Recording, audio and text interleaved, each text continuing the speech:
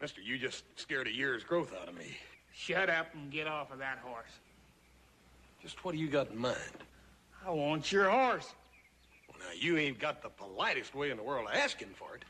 Quit jawing and get off of that horse. No, I don't believe I will, unless you think you're man enough to come down here and pull me off. I don't have to come down there. I can shoot you out of that saddle from right here a dang sight easier. You mean you'd actually shoot a man just for a horse? I declare. Outside of me, you're about the talkingest person I ever seen. Now, I'm just going to give you a count of 3 to get off of that horse. 1, 2...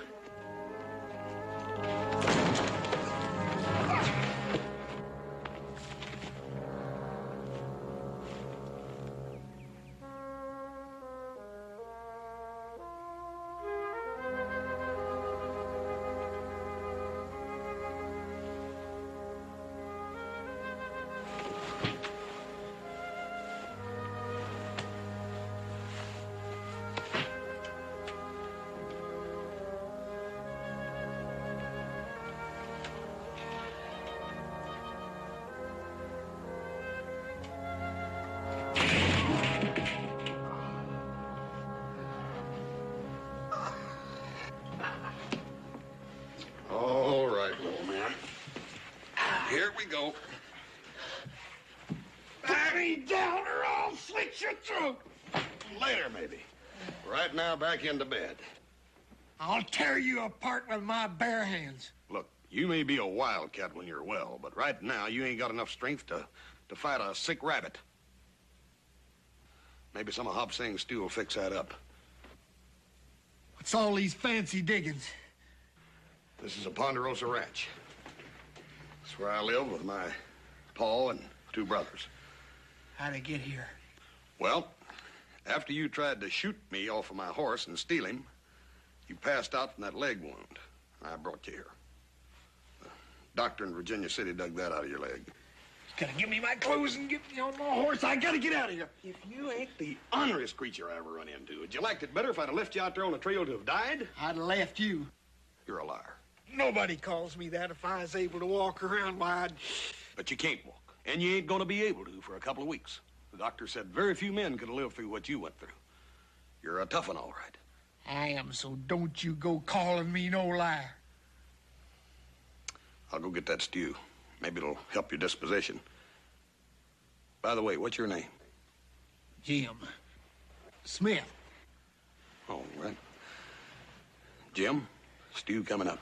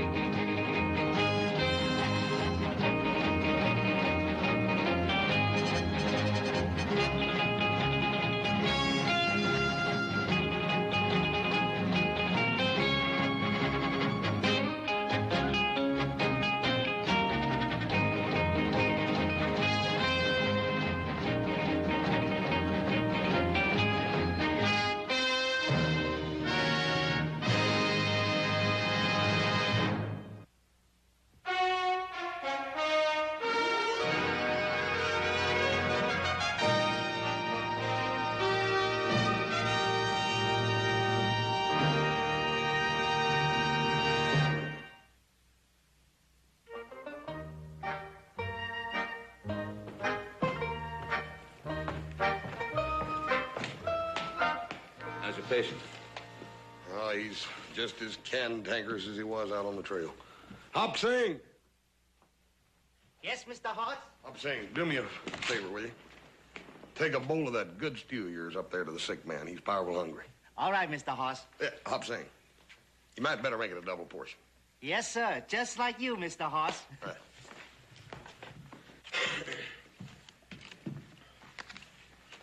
What are you gonna do with that big moose, Hoss?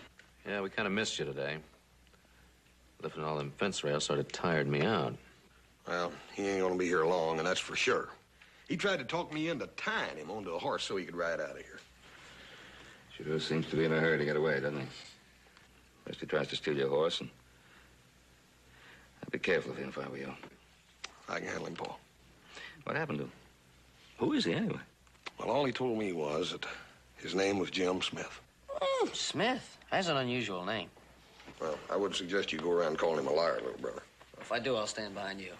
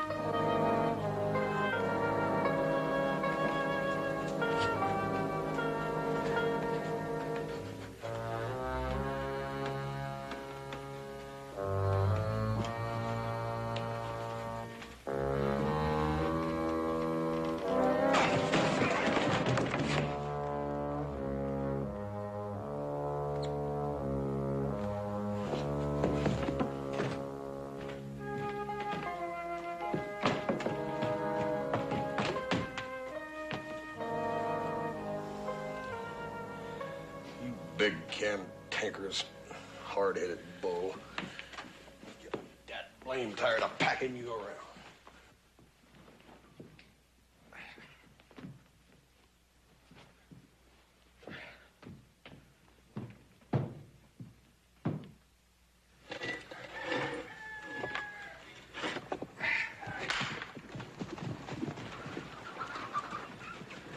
Howdy, Cal. Van. My lawyer, Jed Nelson. Certainly. Howdy. My son, Hoss. How do you do, Mr. Cartwright? Well, why don't we go in the house, have some coffee? No, thanks, Ben. We're out here on urgent business. Oh, well, what can I do for you? We understand you've got a wounded man in there. The doc told us. Oh, yeah, he sure is wounded. Jim Smith. Jim Smith? It's Jim Layton. Well, he says his name is Jim Smith. Well, I don't care what he says. It's Jim Layton. Name's got quite a reputation behind it. Well, you can add two more words to it. Thief and a murderer.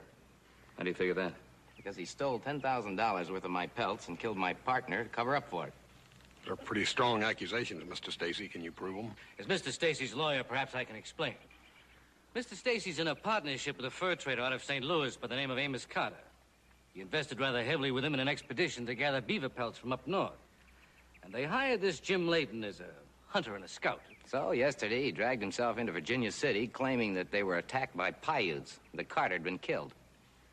When I found Jim yesterday, he had a bullet in his own leg. I know. I helped the deputy put it there when he broke jail. So if you'll just turn him over to us, we'll take him back to Virginia City and see if we can get to the bottom of what happened to Amos Carter. No. First place, he's too badly wounded to move. All right, we'll get the sheriff and make it official.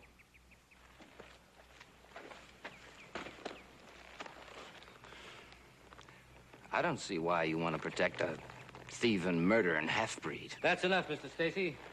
We'll do this through legal channels. Good day.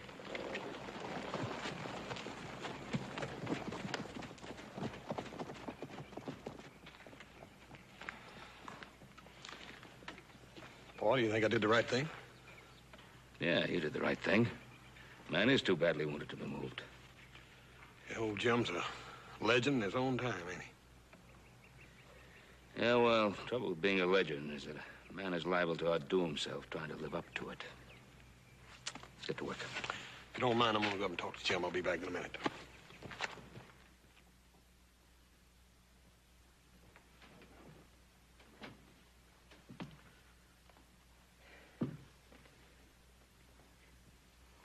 I want to ask you something. Did you break out of jail in Virginia City? There ain't a jail in the world can hold Jim Layton when he sets his mind to get out of it. Last night, You told me your name was Jim Smith. Last night I wanted to get out of here and you wouldn't let me. If you ever lie to me again, I'll beat you to a pulp the first time you're able to stand up. Why don't you just go stick your head in a rain barrel if you can find one small enough to fit it? Anyhow, what do you care what happens to a half-breed? Jim, when that doctor and I took the slug out of your leg, your blood looked the same as everybody else's to me.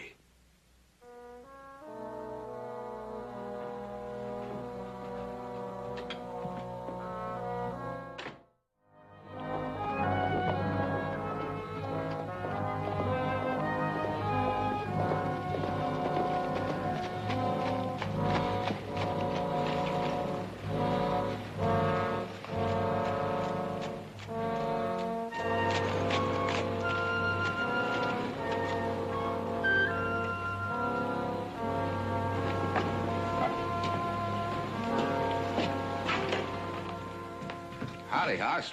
Glad to see you. Want some coffee? No, thanks. I was just getting ready to come out to your ranch. Yeah, I know. That's why I came in here. About Jim Layton, huh? Yeah. Clem, how come you threw Jim in jail? Just because Cal Stacy asked you to? Hoss, if I hadn't known you for so long, I might take offense to that remark. Sorry. I put him in jail for his own protection. Stacy was kind of riled up. I don't trust any man, especially when it's 10,000 at stake. Clem, let me ask you something. Do you think that Jim Layton stole those pelts? Well, I don't know, Hoss. I got my men scouting the country looking for Amos Carter. And I'm reserving judgment until we find him or not, or find some evidence of what happened to him. But until then, I want Jim Layton to stick around, even if I have to put double bars on his cell door this time. Sheriff, Cal here said he saw Mr. Cartwright coming into town, so we thought we'd drop over. Have you decided to give him up, Mr. Cartwright? Nope. I just came in to tell Clem that I thought Jim was too sick to move. Besides, Jim Layton tells me he didn't kill Amos Carter. Just his saying so doesn't make it absolutely true, Mr. Cartwright. Nope. And just because you say he did doesn't make that absolutely true either, Mr. Nelson.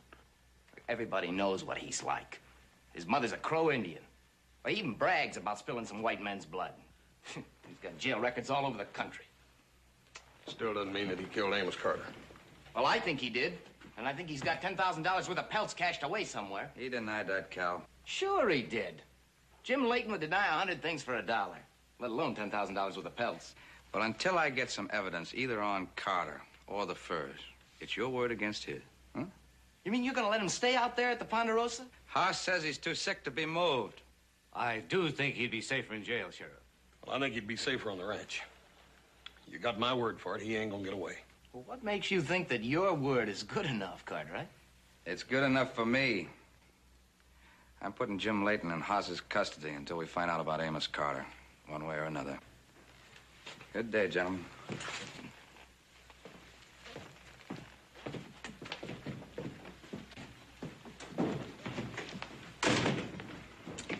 Thanks, Clem. You don't have to worry about me letting him get away either. Well, I'm not worried about you, Haas. I just hope you're right about Jim Layton. Thanks again, Clem.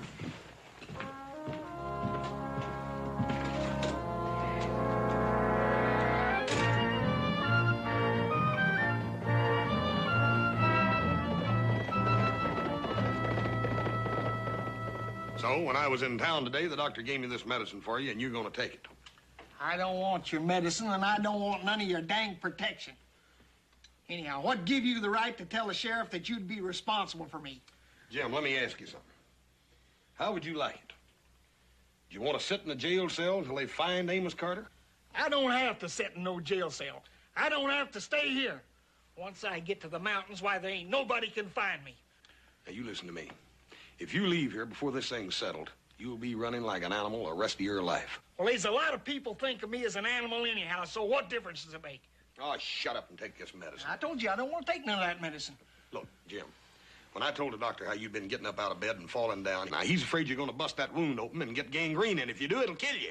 Now, you're going to take this medicine whether you like it or not. Why don't you take it yourself? All right. You want it the hard way, you'll get it the hard way, big boy. boy. Why, you son of a gun. Get away from me, you big ox! Get out of here! You're gonna take this medicine? Get out of here! I have to stick it in your head. I don't want any medicine. Medicine. I was just trying to get him to take his medicine, Paul. You better tell this big ox to leave me alone, or I'm gonna pound him on top of the head till he ain't 2 feet tall in his high-heel boots. Well, it's a good thing I built this house out of strong timber. Now, do you think you two could take it easy before you go through the floor into Hop Sing soup?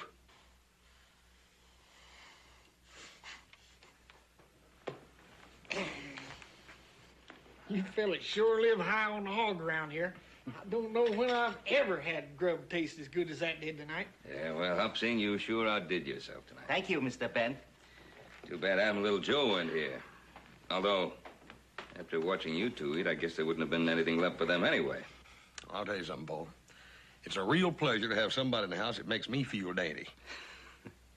Sometimes it ain't no pleasure being a big man, is it, Hoss? You know, I've been a battling men all my life just 'cause they wanted to knock me down a little bit. You sure picked a rough life for yourself. Jim, what made you decide to become a mountain man? Well, it wasn't exactly my own choosing. After they tarred and feathered me and run me out of town, why, I figured that, well, maybe living in town wasn't for people like me. It tarred and feathered you. Yeah, you know how it is when you're a kid. They teach you that you do good while you get your just reward. Well, I did good. I did real good. I went and crippled a feller for beating a horse, and, well, they tarred and feathered me and run me out of town. Guess that's when I learned that rewards for white people and half-breeds was two different things. Civilized white man. You know, the red man can be just as bad. I learned that when I went to live with my mother's folks, the Crows. After the Paiutes killed her in a raid, why, I found out that, well, I'd run out of places to go, so I just pulled up stakes and went to the mountains. You know, living alone in the mountains ain't a bad life. Well, no man can live alone, Jim. Standing up against the world. Well, I can. Well, you don't have to. Because we ain't the world, Jim. We're your friends. Now, don't you speak too fast, big feller. That cow says that I kill white men. Well, I have. When I lived with the Crows, I killed more than my share of them fighting their battles. I come close to being lynched more than once. I've been in jail in 3 different states and 2 territories. As near as I can remember, I've killed at least 3 men in showdown fights. You know, being friends to a man like me ain't no easy proposition.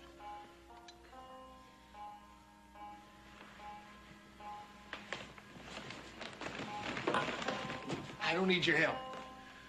Like I told you, I can take care of myself.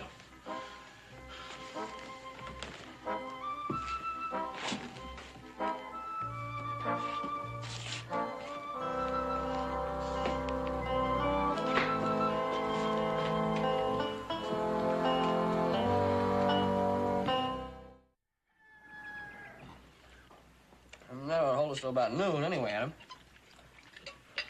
Better start riding that fence. We'll see you, Pa. How about you? You riding with us? I got that wagon wheel to fix over there on that freighter, Adam. Well, I have a lot of paperwork to do. Jim, you got something to keep you busy? Oh, I'll stick around with old Hoss here. Give him a little advice if he needs it. Well, you can sure use it. Change of scenery do you good, too. I'll tell you what, little fella. Let's check out these crutches I made for you.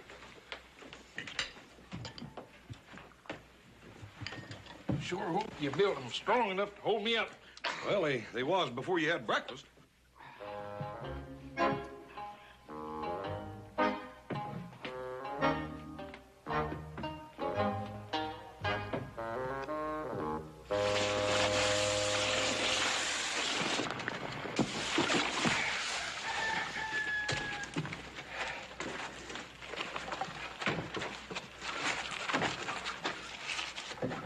much would a rig like this cost a man? Oh, about $200 in Virginia City. With or without horses? Well, a strong team of horses cost a man another $400, imagine. You mean tell me that it'd cost me, $700 to drive out of Virginia City in an outfit like this? Yeah, maybe even more. The way prices are going up. Whew. You know, if you'd told me that you could shrink iron, I'd have had to call you a liar. Well, it's a good thing you didn't, little man, because if you had, you know what I'd have had to done? I'd have had to stuck your tongue right down on that hot iron. Just as soon as I get off these sticks, I reckon I'm going to have to show you who's the king of the mountain around here. Well, I'm going to be waiting, little fella. Don't you worry about that. $700.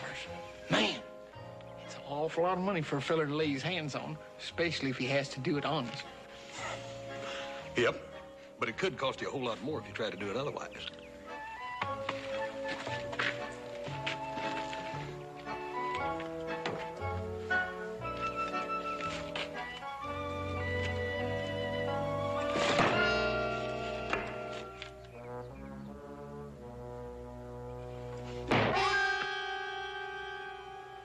Hey, that's a mighty close friend.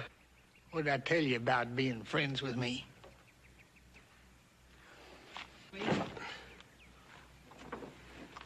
You stuck that thing in there an inch and a half. Yep, I'm a little rusty. Well, I think I'd rather take my chances at 6-shooter. After that puny breakfast we had this morning, I gathered some walnuts, you know, son. Oops. Hey. See you hit that.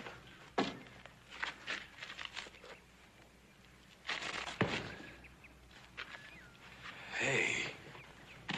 Wow.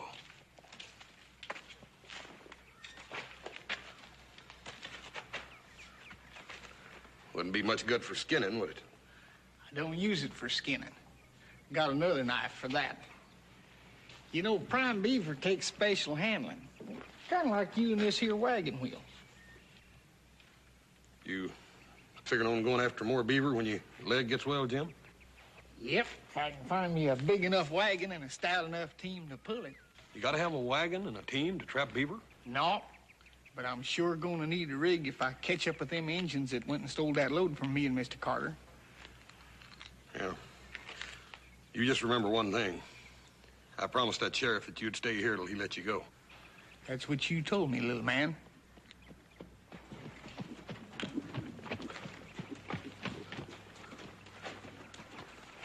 What do you want, Cal? Just came out to make sure he's still around. Easy, Jim. Easy. Easy. I'll carve a smile across his throat from ear to ear. He's the one that went and shot me in the leg. You're lucky it was only your leg. Because that way, you'll be able to still tell us where you hid them pelts. Why don't you ask him Paiutes? Look, Cal, now you've seen what you came to see. Why don't you just clear out? What are you so touchy about, Cartwright? You make a deal with him to split those pelts when he goes after them? You're asking to get hurt, Cal. If I wasn't hobbling around on these, why, I'd paint your head off. If I had it to do over again, I'd shoot both your legs. Jim! Jim! No, Jim! Stop it, Jim! Tell you, he should have stayed in jail. Okay, yeah, It's an animal. Get out of here.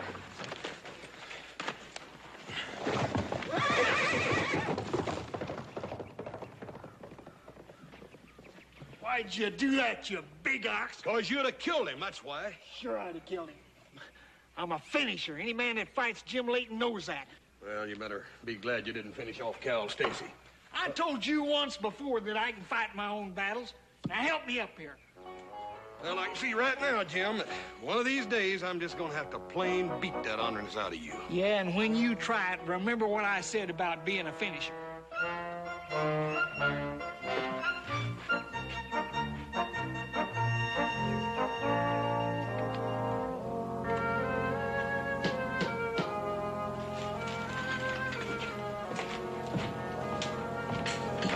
I get it, Mr. Cartwright. Good morning, Sheriff. Go on in, Clem. Good to see you. Hopsing was just getting me some coffee. Join me? Yes, guess it will. I get it. Come on, sit down. Thanks. To what do we owe the pleasure of this visit? You Still got that Jim Layton here? Oh, yeah, just like Hoss promised. He's here. Hobbling around with those crutches, he couldn't get very far anyway. What's on your mind? I got bad news for him. We found Amos Carter in the middle of nowhere and shot in the back.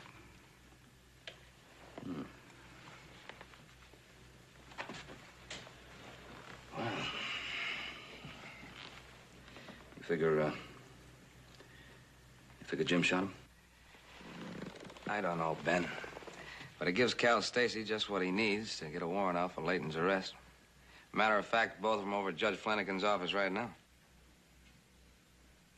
Clem?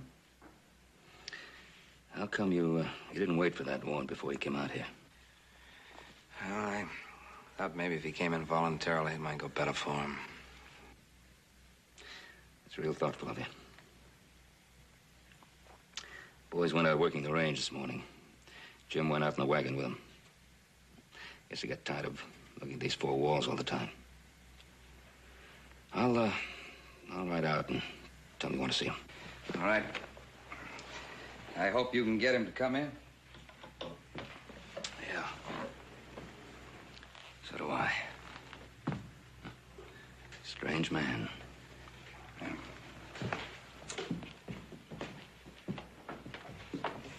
Ben, if he doesn't come in, you know I'll have to come out after him. Yeah, I know, Clem. Thank you.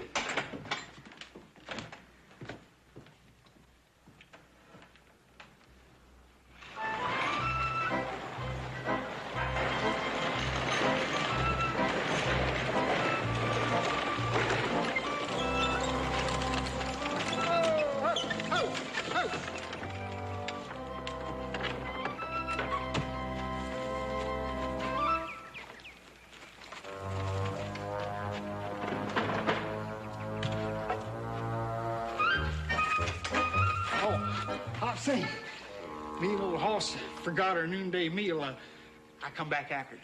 Mr. Cartwright looking for you and Mr. Hoss. He goes south for range. You see him? No, that's where Adam and little Joe's working. What do you want? Sheriff, he come. He say if they find Mr. Carter's body, want you go to town. Mr. Carter's dead, huh? You sure? Very sure. Shot in back. Is that right? When you fix that grub, why, maybe you better make enough for 5. We run into some other fellas out there this morning. All right, fix 5 more. Good. Don't take too long, huh?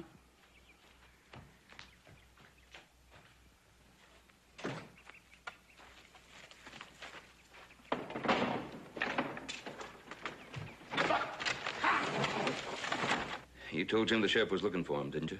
Yes, sir. And that you go look for him in South Pasture. Hobson do right? Yeah, you did right. Thank you, Mr. Ben. Thank you, Hobson. Thank you. Well, looks like he skedaddled on it. Yep, sure does. Maybe he had reason to. Paul, do you think he really killed Amos Carter? I don't know, Hoss. Killed a couple of other fellas by his own admission. Oh, but Paul, in a fair fight. Yeah, in a fair fight. Now, he knew that you'd given your word to keep him here. And still he skedaddled. Yeah. Well, I'm gonna go after him, too. If he went up to those mountains of his, you're not gonna find him. He didn't go up the mountain. Now, how can you be so sure of that? Because he told me if he could ever lay hands on a wagon team, he's going after those Indians and those pelts, and that's where he is. Hoss, how can you be so sure that he didn't kill Carter? Well, first of all, Paul, he couldn't kill a man to steal. And secondly, Jim would never shoot a man in the back.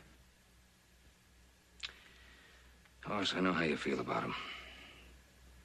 But he's a dangerous man. Yep. But I gave my word, Paul, that he wouldn't get away. And I'm gonna go get him. He ain't big enough to stop me. You get Hobson to get me some grub together. I'm gonna go out and get a fresh pony.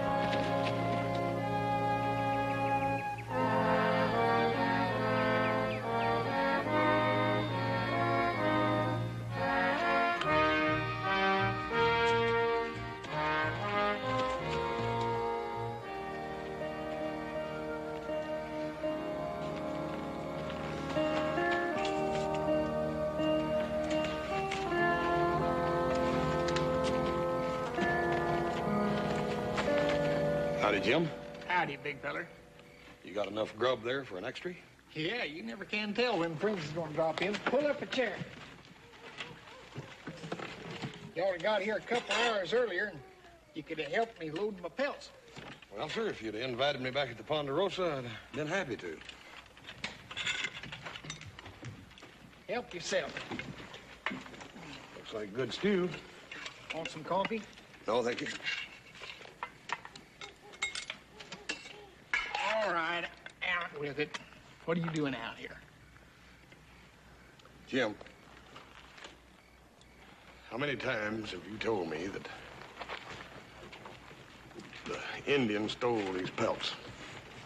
Well, they'd have done it, too, if I hadn't hit them first. What are you figuring on doing with them? I'm going to take them to Kansas City and sell them.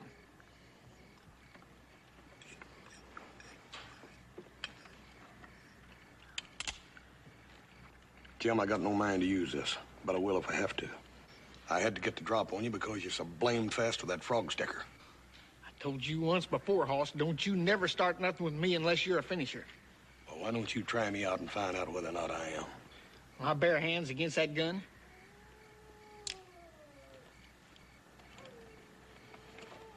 Against my bare hands. Now I know why you come up here all alone. You want to find out who's the king of the mountain. These pelts, Jim, they come first. You mean you want them for yourself?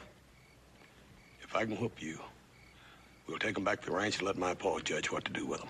There ain't no way you can whoop me. All right. If you whip me, then you get on this wagon and you head east. And I'll claim I never caught up with you. Bargain? There ain't nothing that'll stop me short of murder. Now, hold on. Don't get in no rush. I don't hold with fighting on a full stomach. All right. First thing in the morning?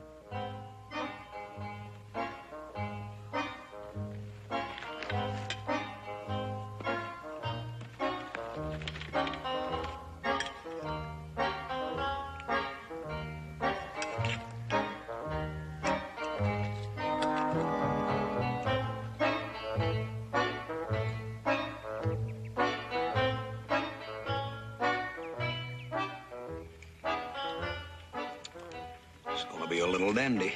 Yeah.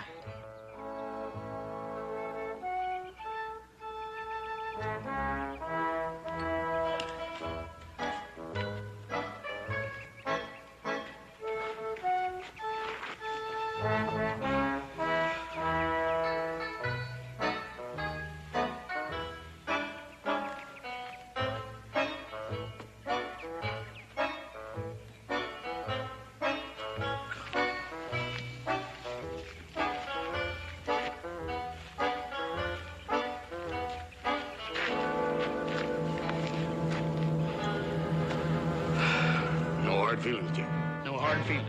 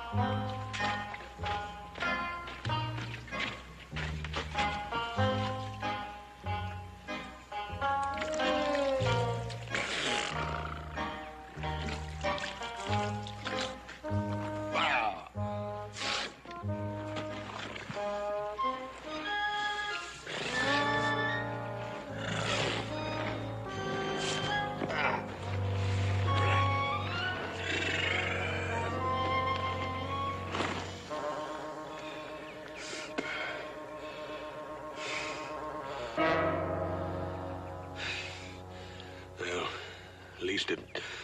You look like you've been in a fight anyhow. You ought to see yourself, big feller. When you gonna head east, Jim? I ain't a-heading east. You ain't? You earned the right. I wish I could, but I finally found a man that I couldn't whoop. You couldn't whoop? I just happened to come to before you did. Hoss, I ain't never gonna lie to you again. Jim, did you kill Amos Carter? No, I never. But Cal Stacy and that lawyer of his is sure gonna try to make it stick that I did. Don't you worry. You'll get a fair trial, and you taking those pelts back in on your own, that's gonna help. I don't believe that, Hoss, but you're the king of the mountain. Let's go. Well, that does it. Let's go. Jim, I've been doing a little thinking. You sure do things the hard way. Yeah. Now, Amos Carter was killed. Shot in the back, mind you. Now, you didn't kill him. And you say you chased the Indians off an hour or so after he left. What are you driving at, anyhow? Just this. If you didn't kill him, and the Indians didn't kill him, then who did kill him? Well, maybe somebody that stood to make some money out of him being dead. That's exactly right. Like Cal Stacy. Hey, you've got muscles in your head. It don't take muscles to figure that Cal Stacy would be the only man to benefit from his death and yours, and that's how come he's been accusing you so. Hey, maybe we better have a little talk with that gentleman, huh? Look, Charlie!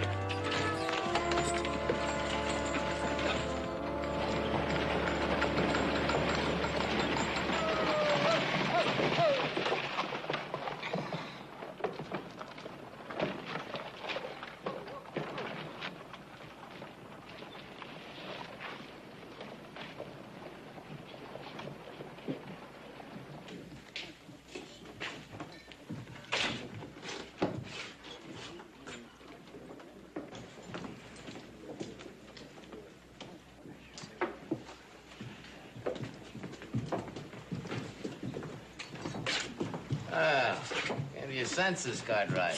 Brought him back. Must have been quite a battle, didn't it? No battle. As a matter of fact, when we learned who killed Amos Carter, why, old Jim came in as peaceful as a dove. Well, we know who killed Carter. Get over to the sheriff and tell him that Leighton is here. Why, Cal, now, you know dadgum good and well the sheriff's out there scouring the whole countryside for us now. But he's looking the wrong place, ain't he? I'll tell you what, Mr. Nelson, you go on over there and you wait for the sheriff. And when you see him, you tell him that me and Jim's got Mr. Carter's killer all plucked, dressed, and cleaned. You heard him? Get. Oh, no, you won't. Matter of fact, that's why Jim and me came into town. We want to talk to you, Cal. Kind of private like. Why don't we move over here to this other table? Wait a minute. Wait a minute. Just what do you think you're doing? Sit down. I'll tell you, Cal. Me and old Jim ain't much on talking.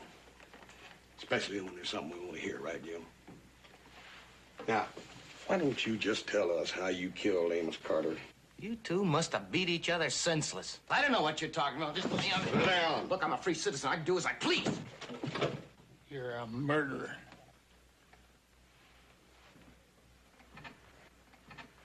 You know, Jim, I saw a funny thing one time. I saw a couple of cowboys get into a scrape. And you know what they done?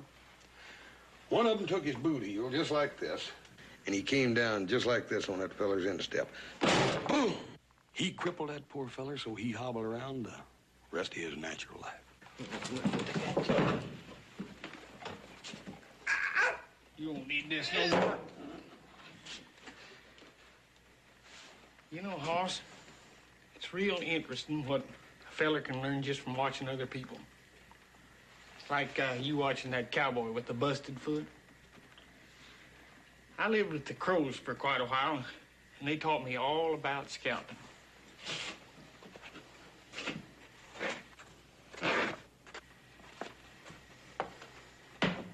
Ain't never had a chance to use that lesson yet. Tell you what, Jim. Wouldn't be fair for me and you to tear up old Bill's saloon here with Cal, so I'll cut cards with you to see who takes him outside. Nah, you take him, Hoss. I got a terrible temper, and, well, just be our luck winding up with nobody to try for Mr. Carter's murder. But, Jim, Cal here accused you. I think it'd be fair if you took him. No, all right, go on, cut him.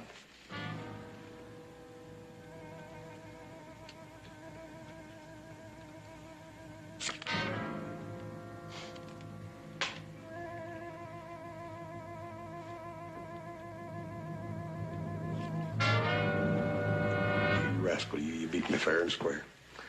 Well, you go ahead and take him, Jim, and I'll just hang around here and wait for you. This ain't gonna take too long. Come on, Pard. Wait a minute, what are you gonna do? Now, Cal, if you don't know that by now, me and old Jim sure have wasted a lot of talent.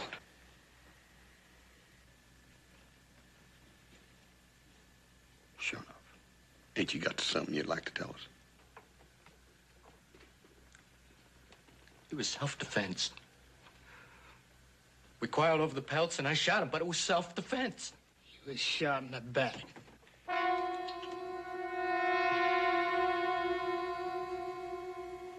Your lawyer sure is gonna have a dandy time.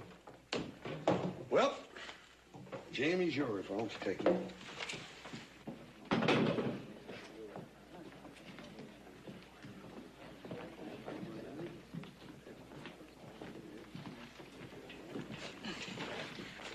I ain't much good at words right now, and, well, there ain't a whole lot of people that I'd say this to, but you know, Hoss, you're a real man. Almost my equal. Almost your equal? Why, you big overgrown All little right, gut. look, haven't you two had enough of this? Just 'cause this outside son of yours thinks he whooped me in a little old fight. Little old fight. I'll be nursing these bruises for 6 months from that little old fight. Well, when you get your health back, why don't you come on up to my mountains? You know, this here low altitude sure has been bad for my wind. Jim, you have yourself a good trip back, and stay out of the way of them Paiutes here. Thanks a lot, Mr. Cartwright. Oh, say goodbye to Adam and little Joe for me, will you? I sure will. By the way, when the sheriff gives you my money, why, just take out the price of my horse and outfit. Oh, never mind about that. I'm going to charge that to his account.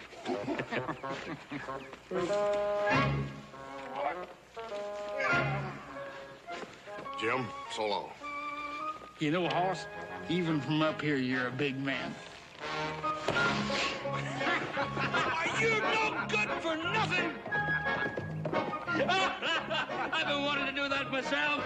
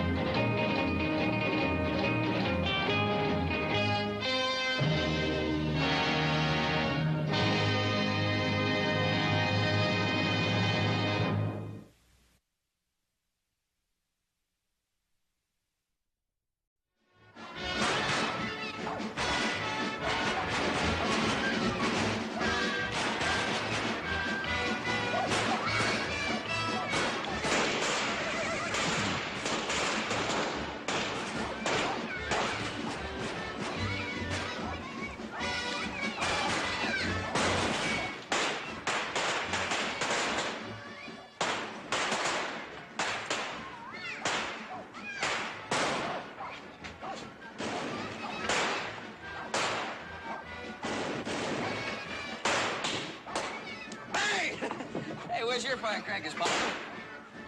My father, he will get me some when he's finished out of the barber shop. Well, you may have a long wait the way that barber's cutting hair in there. Barber, tell me something. You and Jenny Holcomb went steady for 5 years. That's right. Now, how come all of a sudden you decided you didn't want to be friends no more? What the devil are you talking about, Sam? You hear that, Rodriguez? He wants to know what the devil I'm talking Well, what about. are you talking about? Everybody knows Jenny and me's getting married next week. That's exactly what I am talking about. My wife and me, we got along real amiable like until we got married. And then, my, oh, my. I tell you, Barbara, you just ain't got good sense. Now, you laugh. You laugh while you can. Because after next week, your laughing days is over, boy. Well, I see an awful lot of laughing, but not much cutting. Frank, how can you take so much time cutting so little hair? Now, don't you worry, little Joe. Your day's coming a little later. Oh, with this hair, are you kidding? Yes, I am. Hey, you kids! Run! All right, you kids!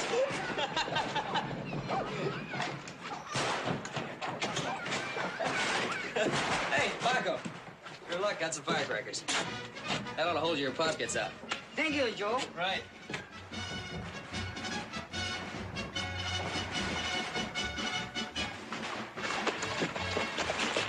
After you, ma'am.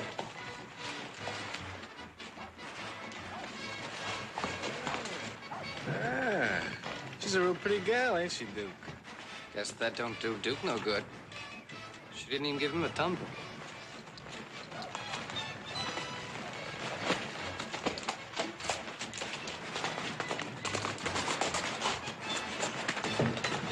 Wait a minute, honey. I want to talk to you. What are you afraid of? All I want to do is talk to you and get acquainted. Just let me alone.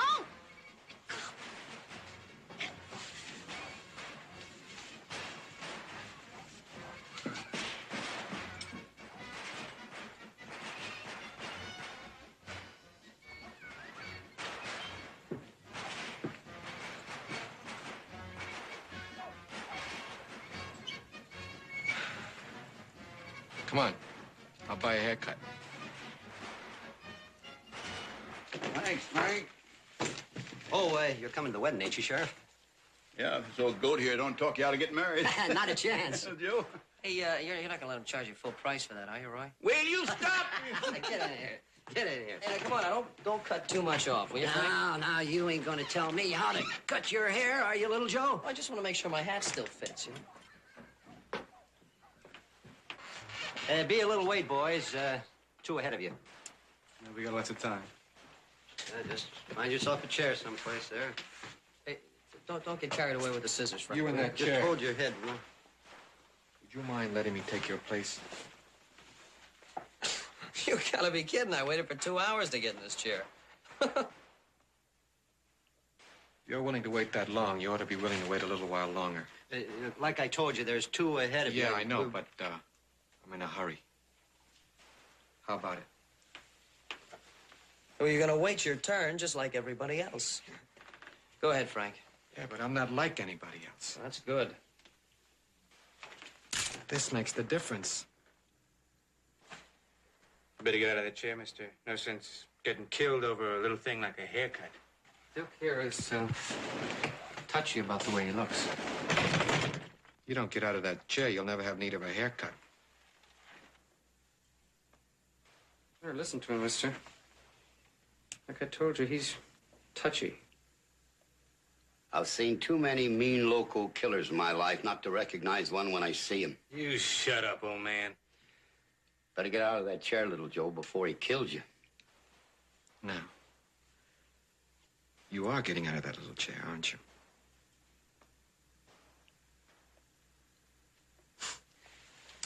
Oh, yeah. But I'm gonna remember you, mister. Why don't you sit over here, mister?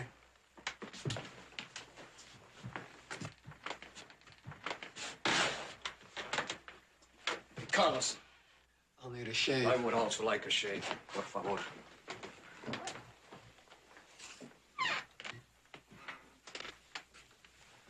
What do you think you're doing? Carlos, get out of the chair. No, Joe. I know what he wants. But it is not right. If you want to shave, you will have to wait until after I get mine.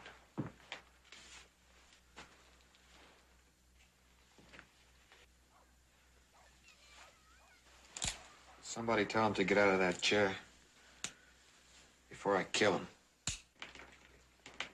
Come on, Carlos. This is no time to be a hero. Get out of the chair. No, Joe. It's all right. He will wait. No man would kill for such a foolish reason. Por favor, Barber. Get busy with that ladder. Carlos, don't be a fool.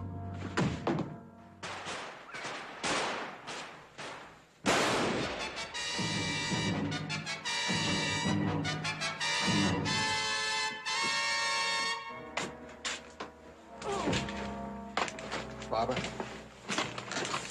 Barber! I'm mighty particular about my hair. I don't want you to take too much off the top. Trim it nice and neat in the back. And keep the sideburns long.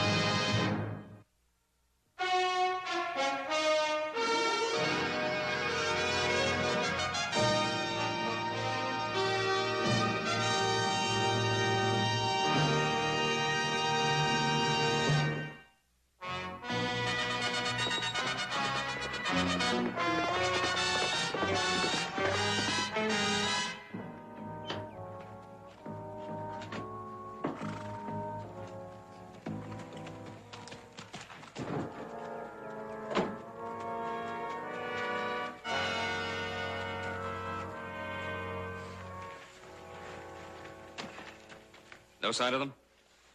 Not a thing. Joe, why don't you come inside? Have some supper with Paco and me. Paco's in there? Yeah. He has no relatives this side of Mexico. Roy Coffey wrote to his grandparents. Until he hears back, I told him I'd take care of the boy. Well, how's he feeling? How do you think he feels? Poor kid, every time I think about what happened in there. Joe. Nothing you could do. It wasn't your fault. You're not responsible for Mr. Rodriguez's death.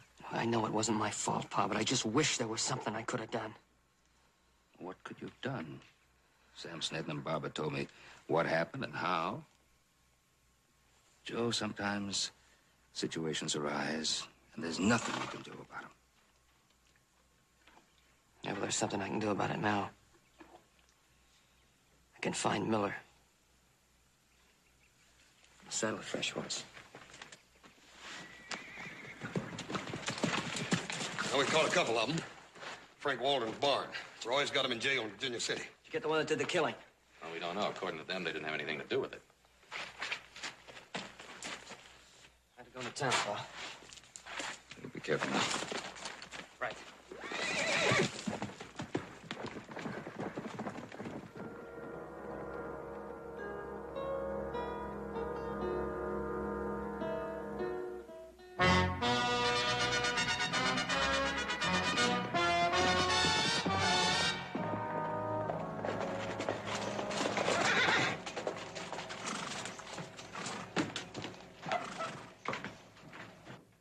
Howdy, Joe. Tell me if one of these fellas is the killer, will you?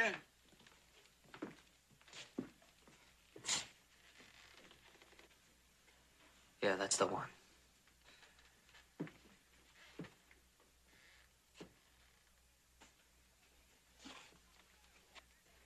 Yeah, that's the one.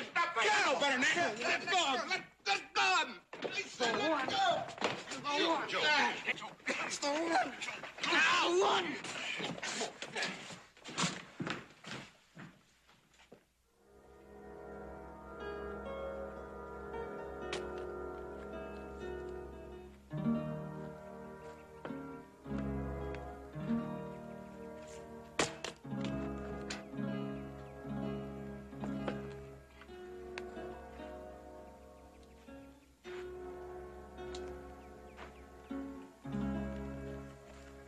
Paco, how you feeling? Joe?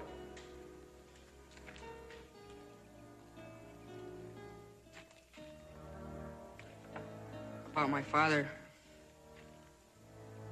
I know there's nothing you could have done. Thanks, Paco.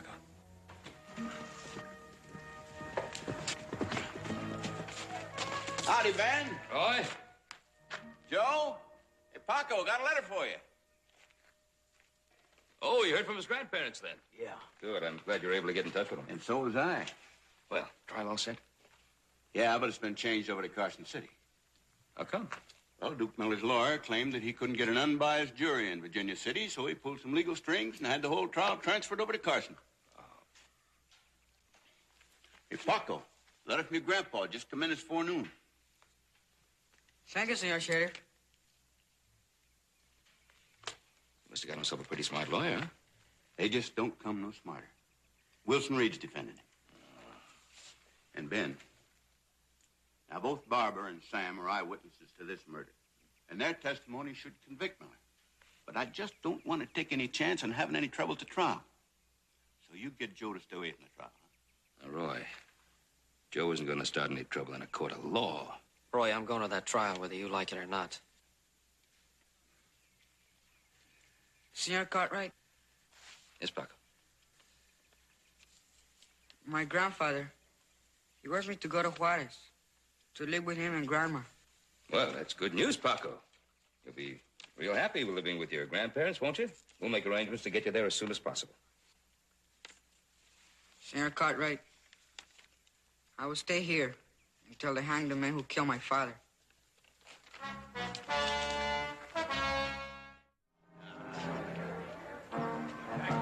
Boys, about that time. Let's go in.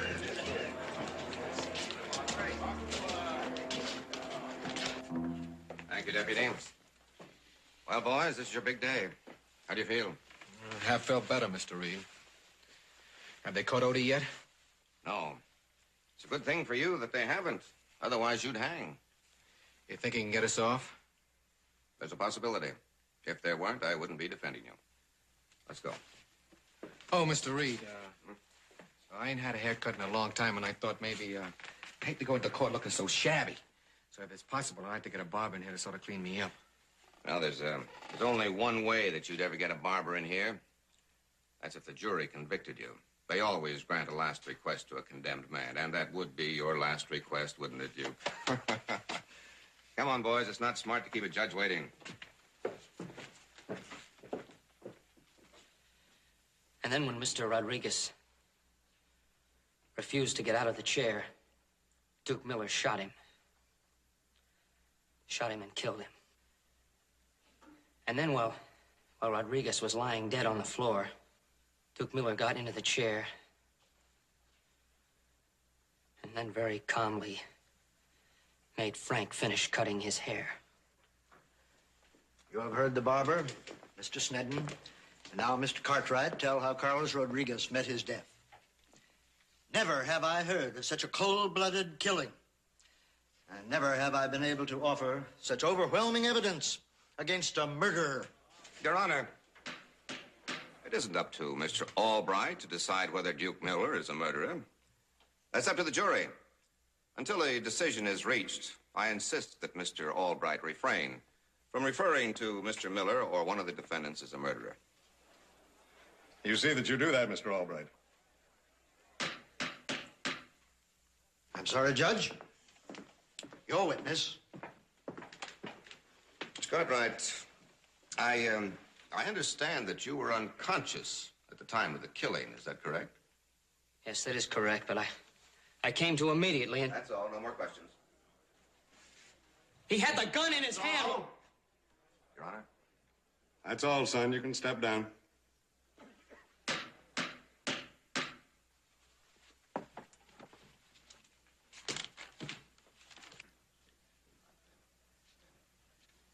Miller maintains that he never stepped foot inside that barber shop.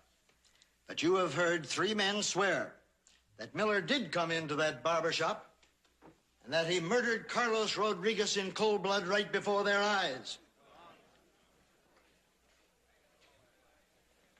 Gentlemen, there is no need for me to say more. If ever a man was guilty of murder and deserved to be hung, that man is Duke Miller. Now, I know you're going to find him guilty. And I know that he is going to hang. The state rests, Your Honor. All right. Well, Mr. Reed? Thank you, Your Honor. Gentlemen, you have heard the two defendants state that Joseph Cartwright tried to strangle Duke Miller in his cell in Virginia City. Now, I don't know why Joseph Cartwright wanted to kill Mr. Miller, but I do know that he hates him. So do you. Therefore, I want you to completely disregard his testimony, because the testimony of a man full of hate is very unreliable. I object, Your Honor. I'll sustain that. And Mr. Reed, I will instruct the jury what to disregard. I'm sorry.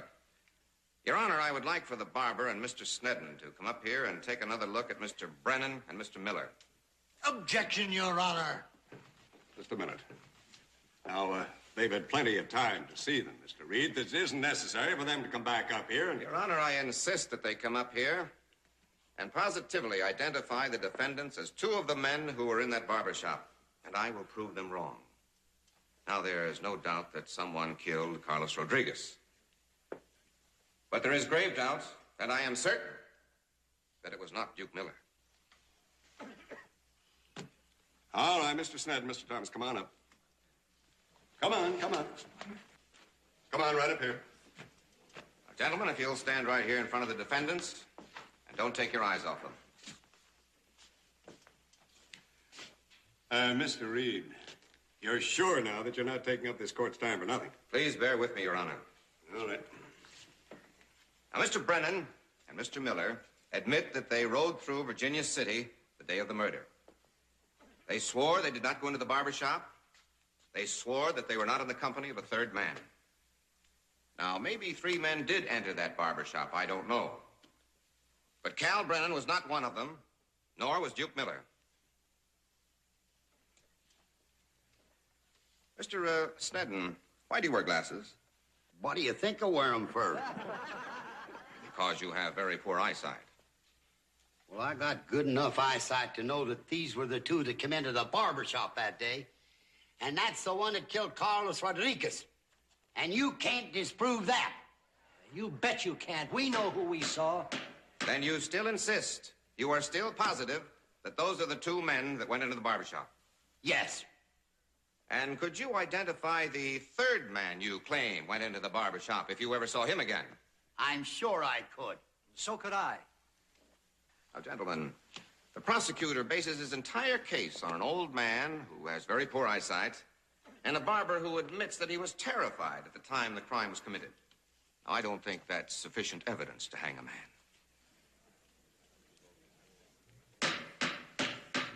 But I can see from the looks of your faces that you do. You still believe these witnesses. All right. I want you to go on believing them. I mean that. I want you to believe them. Because I'm going to base my entire defense on the fact that you do believe them. Even though I know and am certain of a fact that they are mistaken.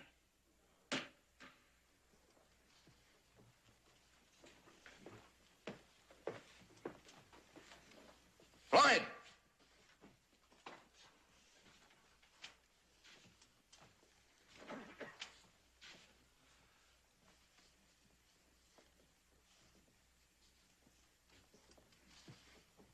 Mr. Snedden, do you recognize that man? That's the one. That's the other one that came into the barber shop with them. That's him, all right. And you both positively identify him as the man who came into the barber shop on February the 2nd with Calvin Brennan and Duke Miller. I'm positive he's the one. There ain't no doubt about it. That's all, gentlemen. You may go back to your seats.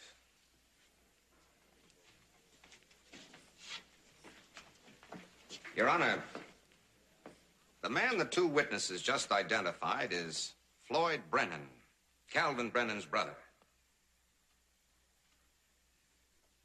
Take off his hat.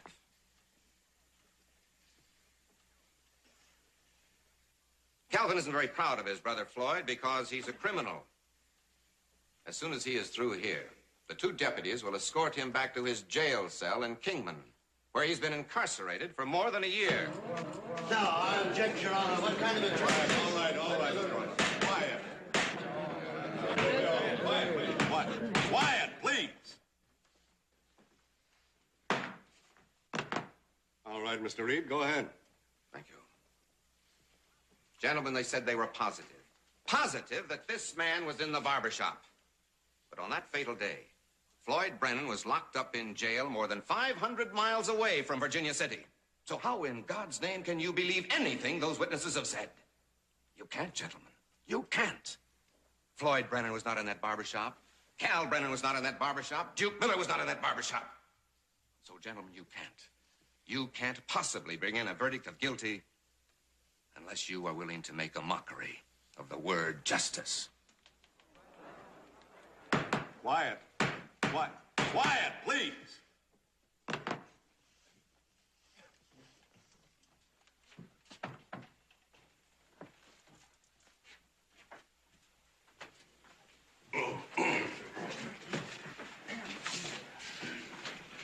You gentlemen reached a verdict? We have, Your Honor. The defendants, please stand up. How do you find?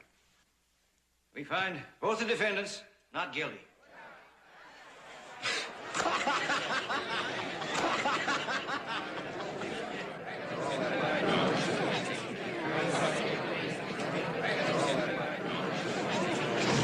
Not guilty. Joseph. Not guilty, Your Honor. How much proof do you need? There were 3 eyewitnesses that saw Miller kill Mr. Rodriguez. Just a minute. Now, the jury has handed down a decision. It stands. What kind of a decision? What proof do you need? Now, that is enough. Oh, no, it's not enough. Get in here. Joseph. Quiet, please. Did you hear me? Stop it. Young man, that is going to cost you 30 days in jail. Well, really, I could probably get that sentence cut considerably, Judge, if I could afford Mr. Reed for an attorney. I said be quiet.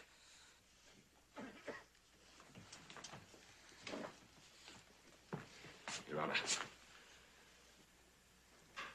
my son has been under great strain for the past couple of weeks. I beg the court's indulgence. All right. All right, Mr. Cartwright. Well, let me tell you this. Let me tell all of you this. Duke Miller was tried in a proper court of law, and he was declared innocent. Now, if anyone decides to reverse that decision by putting a bullet into Duke Miller, the killer will be tried in my courtroom. And I promise you he will be hanged by the neck until dead. This court stands adjourned.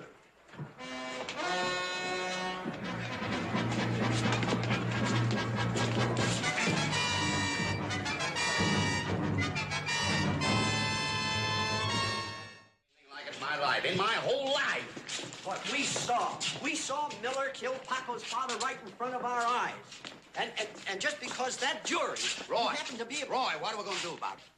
Are we just going to stand around and do nothing while them murders in there go free, are we? You know what we ought to do? We ought to go in there, pull him out of jail, and hang him up ourselves. That's the first sensible thing I've heard all day. Now, wait a minute, boys. We come over here to Carson City to attend a trial. Now, that trial's over. But just because a smart lawyer happened... Now, look, he was tried according to law. The jury brought in a verdict of not guilty. Now, no matter how any of us feel, there's not going to be any hanging, legally or illegal.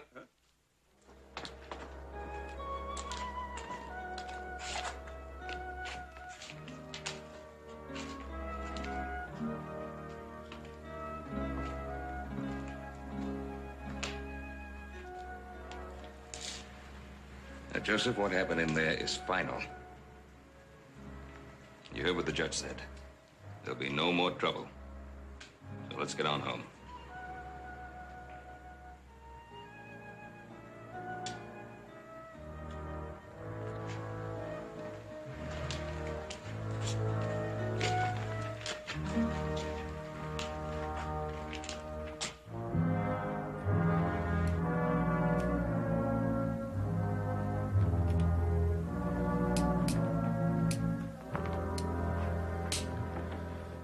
How's Paco feeling? I thought I could use a glass of milk. I'll bring it up to him. With the gun in your hand?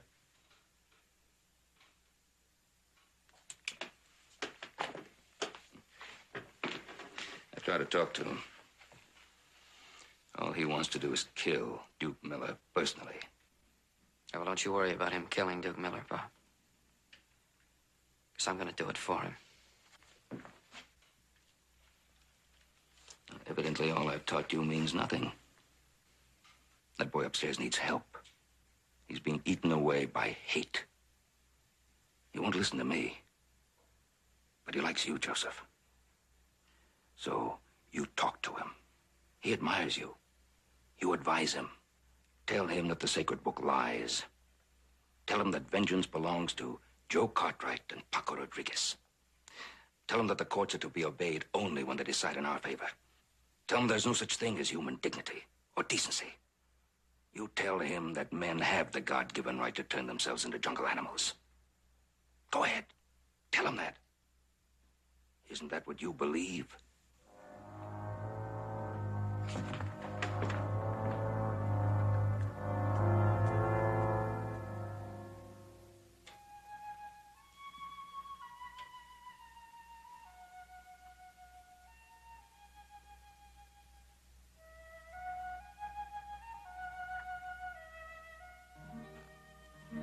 I brought you a little milk.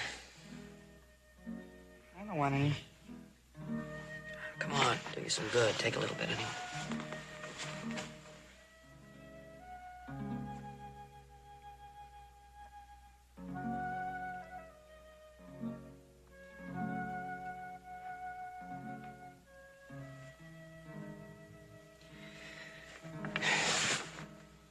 Hey, you mind if we do a little talking?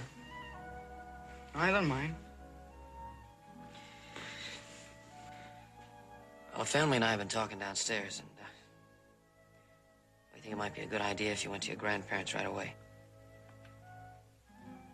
My grandparents will not see Paco until my father's death has been avenged. You're gonna kill the man who took my father's life, and I'm gonna help you. You meant it, didn't you? Yes, I meant it when I said it, Paco. Let me try to explain something to you. When a fella grows up like I have, he sometimes says things when he's angry. He forgets some of the truths that he learned when he was a boy. What truth? Well, where does a man go when he dies, Paco? A good man. To heaven? And where does a bad man go when he dies? To hell. Yes, that's where he goes. Because nobody goes unpunished, Paco. The man who killed my father, he must be punished now. The court said he's innocent, even though we know he's guilty. Now, that's because the courts are not perfect, Paco. But God is. Yes, but... You believe in God, don't you? Yes. All right, then you must believe that God will punish Duke Miller. Look, I know it's hard. It's hard for you and it's hard for me. But, son, if you believe in God, then you must believe that. You want me to go to my grandparents in Juarez and leave vengeance to God?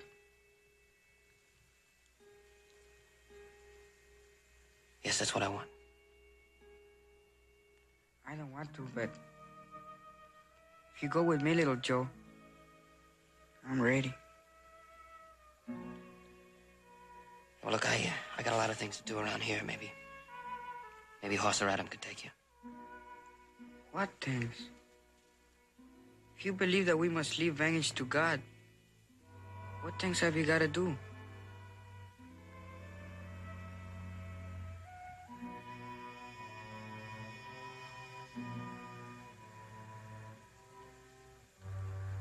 Nothing.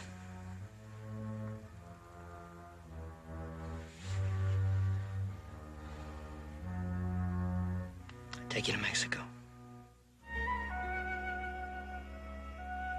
Get some sleep.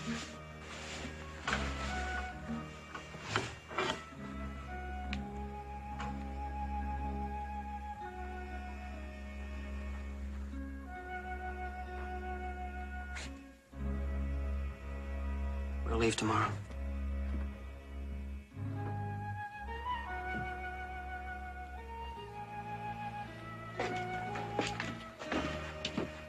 Well, it just about makes a load, don't it?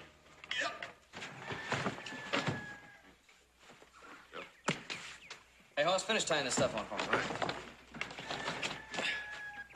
Yeah, Pa. Just want you to know that I appreciate you volunteering to take Paco to his grandparents. Well, I didn't exactly volunteer to take him, but Well, but I do want your word that you're going straight to Juarez. Nowhere else. I couldn't very well go chasing after Miller in a wagon load of supplies. No.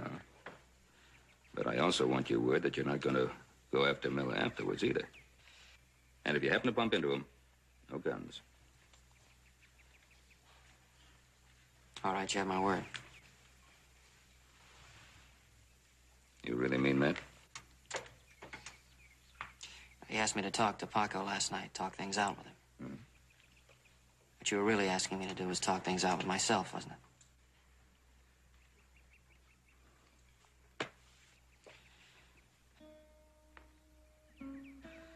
I guess I better get Paco and tell him time to go.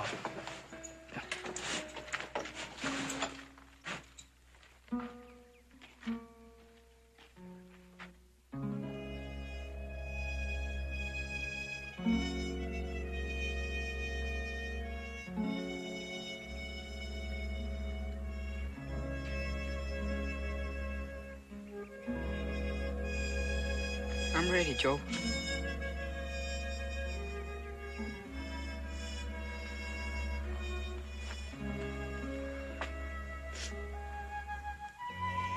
Adios, padre.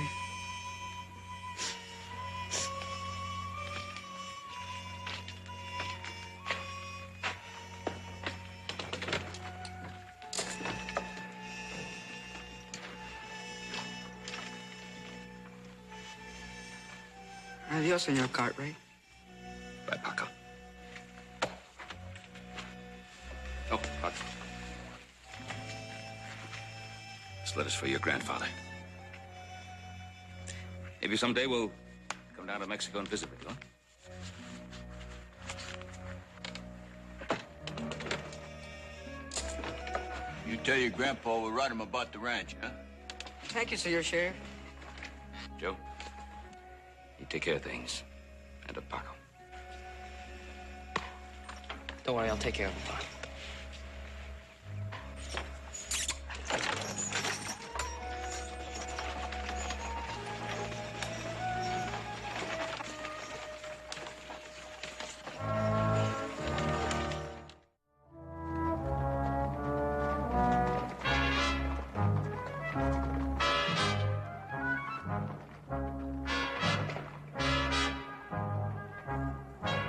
What are we trying to prove?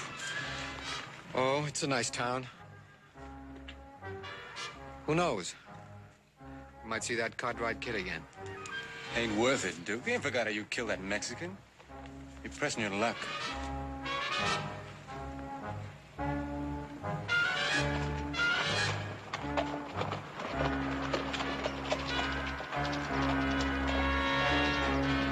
Hey, fellas, why don't you go in and say hello to the sheriff?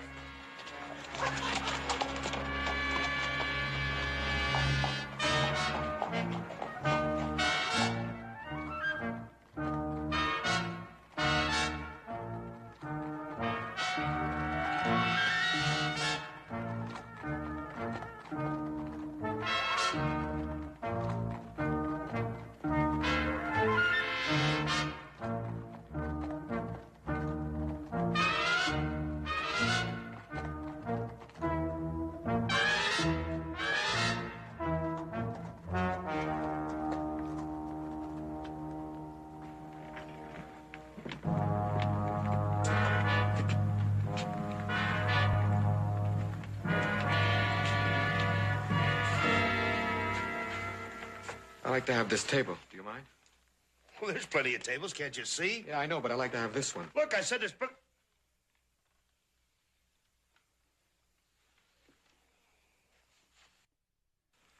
Hello, Sam. Sam. You remember me, don't you? You got a lot of gall showing your face in this town. Sam, let bygones be bygones. You sure I ain't mad at you? Trying to get me hung? I'm gonna pay for your dinner. How's that? I ain't gonna eat with the likes of you. And I ain't sitting with the likes of you. Sit down, old man.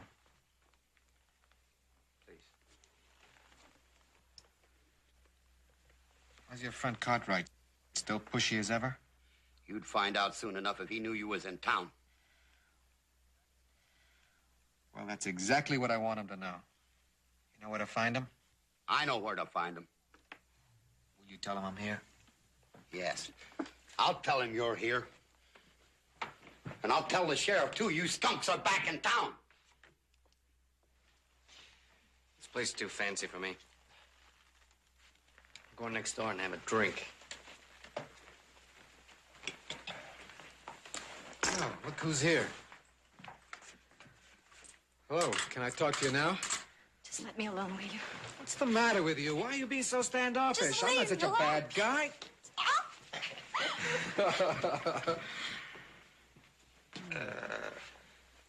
You look kind of shaggy, Duke. Maybe better clean up and give it another try, huh? Maybe you're right. Come on.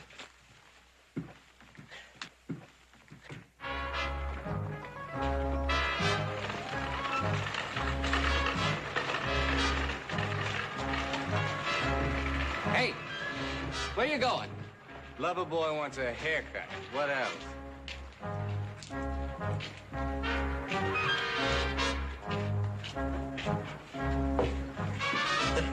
Now that's what Sam told me. Father? I wouldn't believe. I'll be right with. Need a haircut.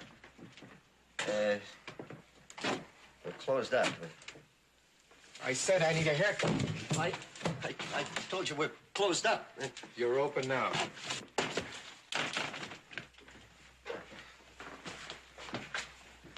What's the matter, Barber? Ain't you glad to see me? Come on, he's not gonna hurt you. Come on.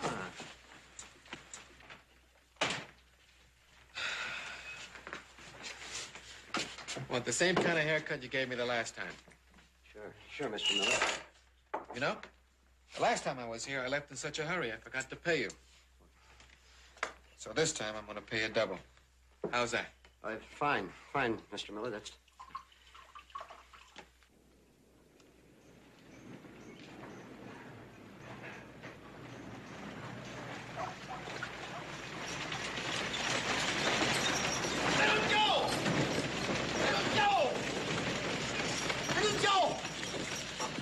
Duke Miller's back in town, and them two fellers is with him. They're over in the barber shop. I couldn't find the sheriff.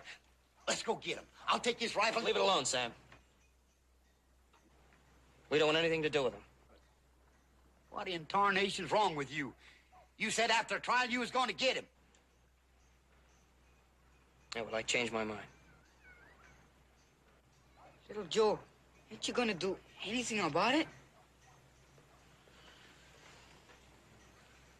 Remember the talk we had last night, Paco?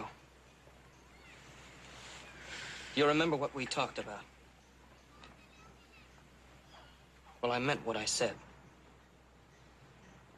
Paco, I believe what I said. I'm gonna go in the bank and cash that draft. I want you to sit here in the wagon and wait for me, just like I told you.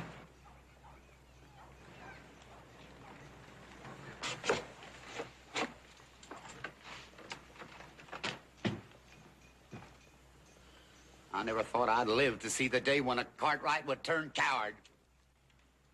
Little Joe's no coward. He said God will punish us, man. In due time, Paco, in due time. But I still say little Joe's a coward. And so would your father if he hadn't been killed by them three skunks down there in that barber shop.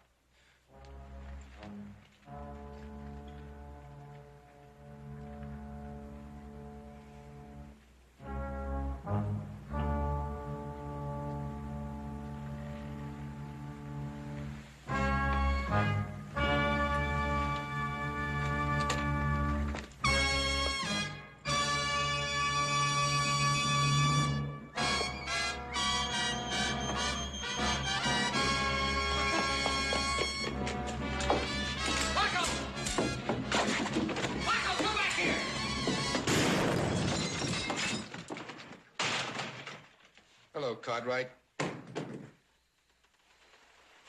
Bucko, you all right? Yeah, I had to come.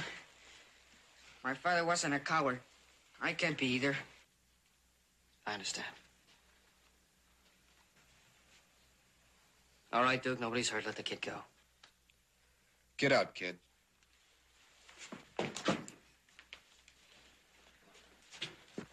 Not you, Cartwright. You stay. Going back to the wagon. What are you gonna do? Just go on back to the wagon.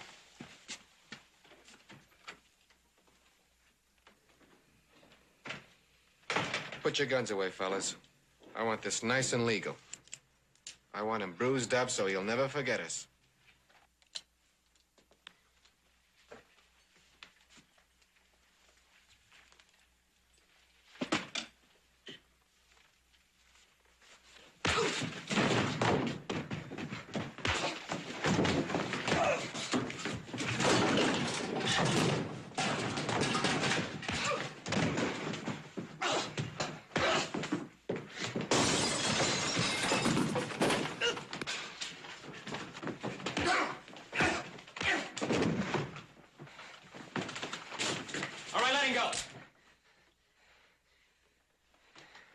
Just let him go.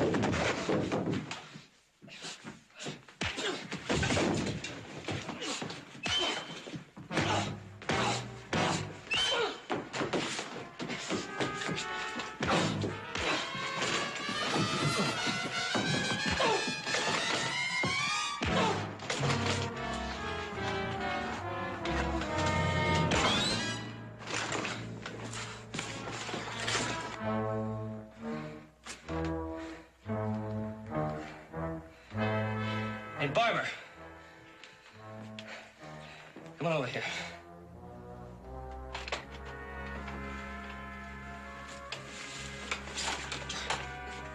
Me out of this chair. Oh, Frank, you did a beautiful job. Yeah, I figure that's one of the best jobs I've ever done. Let me out of this chair! We're gonna let you out of the chair.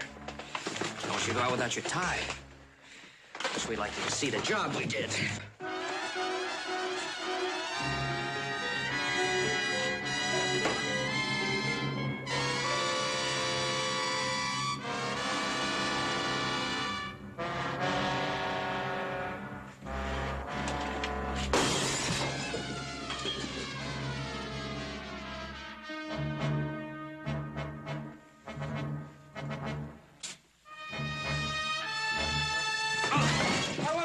No hat, Duke. I want my hat. No, you're gonna see the whole town, Duke. Don't let anybody see me like this. Don't let anybody see me like this, please. Please don't let anybody see me like this. Duke. Everybody's gonna see you! No! Come on, let them see you, Duke! Go ahead, let them see you!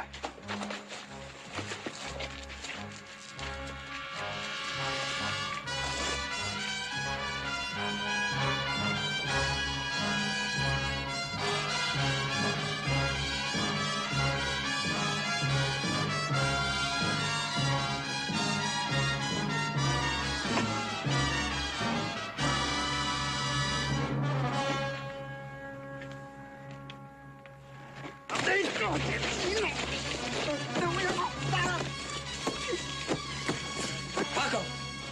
Paco! Paco! Paco! Paco, that's enough. That's enough. nights that you cry. You get it all out, Bucko.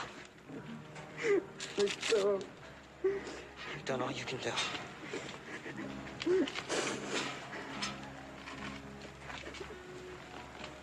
Come on, now, we go home. Go home.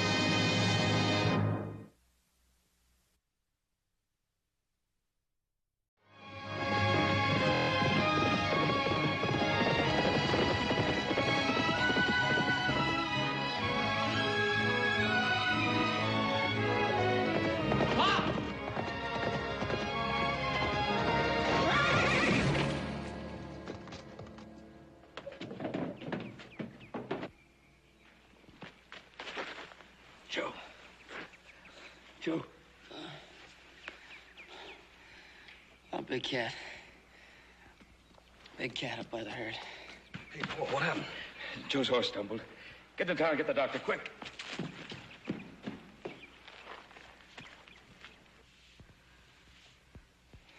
Oh, he's a big one, Pa. He's the biggest one I've ever seen. He's gonna raise Cain with those cattle up there. Don't worry about that now. Is Cochise all right? Yeah, she's all right. She's luckier than you. Gee, I don't even know what it was. I didn't see a thing. Must have been a chuck hole or something. When I saw you fall, Joe, for a moment, it was just like your mother. The same way that afternoon, she came riding up to the house.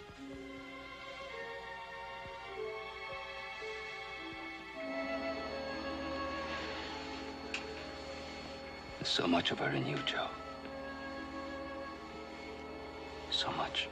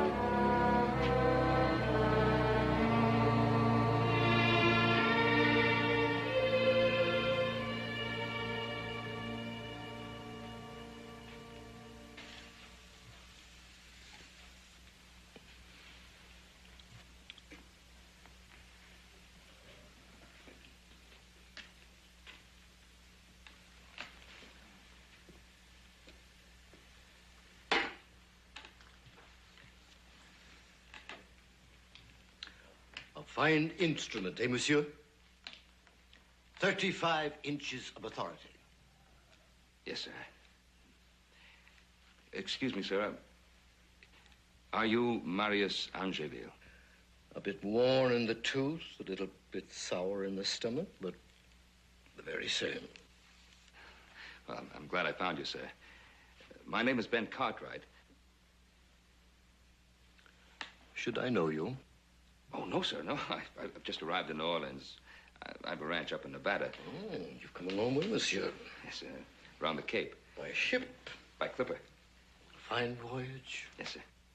Ah, how I missed that. Sir, There was a man worked on my ranch. He was from New Orleans. Name of Jean de Marigny.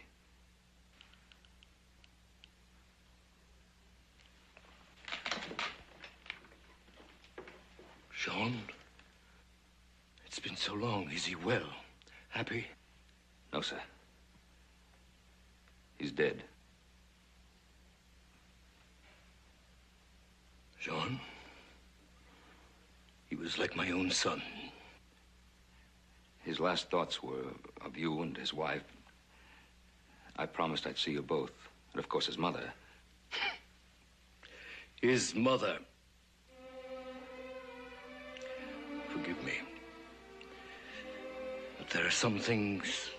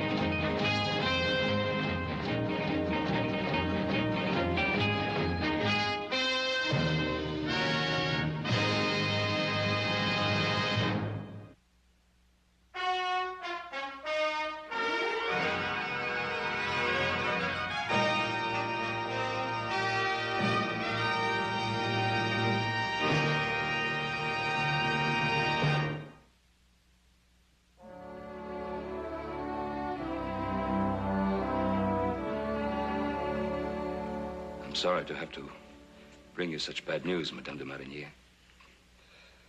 I hope that it might bring you some consolation to know of your son's courage. I'm growing old, monsieur, and quite dry of tears. The de Marignys carry a proud but bitter heritage. We cried at the death of the Emperor. We cried in the streets of New Orleans when the French flag came down. And I cried when my son ran away from his disgrace. His disgrace, madame? You knew little about him. Only that he had separated from his wife, whom he loved very dearly. Love is often a crown of thorns. Yes, I suppose that's true. I hope to see his wife, Marie. I do not wish to discuss her, monsieur. Well, madame, she is your son's wife. Marie Delval was never meant to be the wife of a de Marigny. Forgive me, monsieur, but that is not your concern. If I can be of service while you are in New Orleans... Oh, thank you, madame. There is one thing. Oui? I brought a shipment of raw furs with me from Nevada. I was hoping I might dispose of them while I'm here. But I have little connection with my husband's business, monsieur. Well, Jean suggested that I contact your late husband's partner.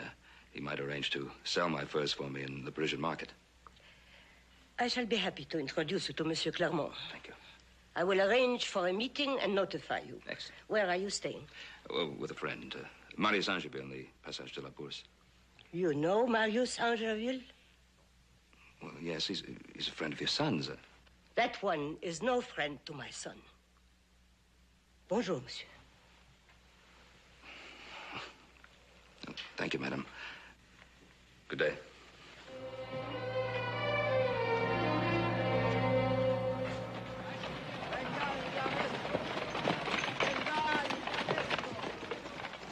Jean's mother wasn't too friendly toward me. She isn't exactly fond of her daughter-in-law, is she? Well, she isn't, never was. I'm afraid Marie isn't very fond of me. We may not receive a warm reception, my boy. I haven't seen her since the day Jean left New Orleans. Jean told me that you were very good friends. We were, until I challenged her beloved cousin Edouard Darcy to a duel. She's never forgiven me for wanting to kill him, which I was most anxious to do.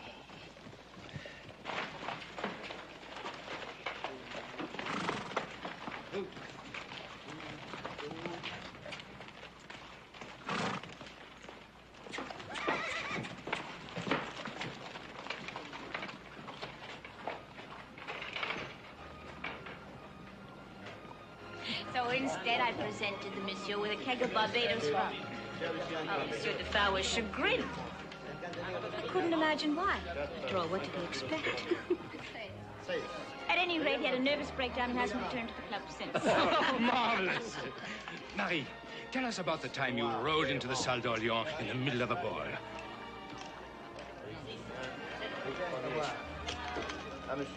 No, Andre, I have no more time for tales.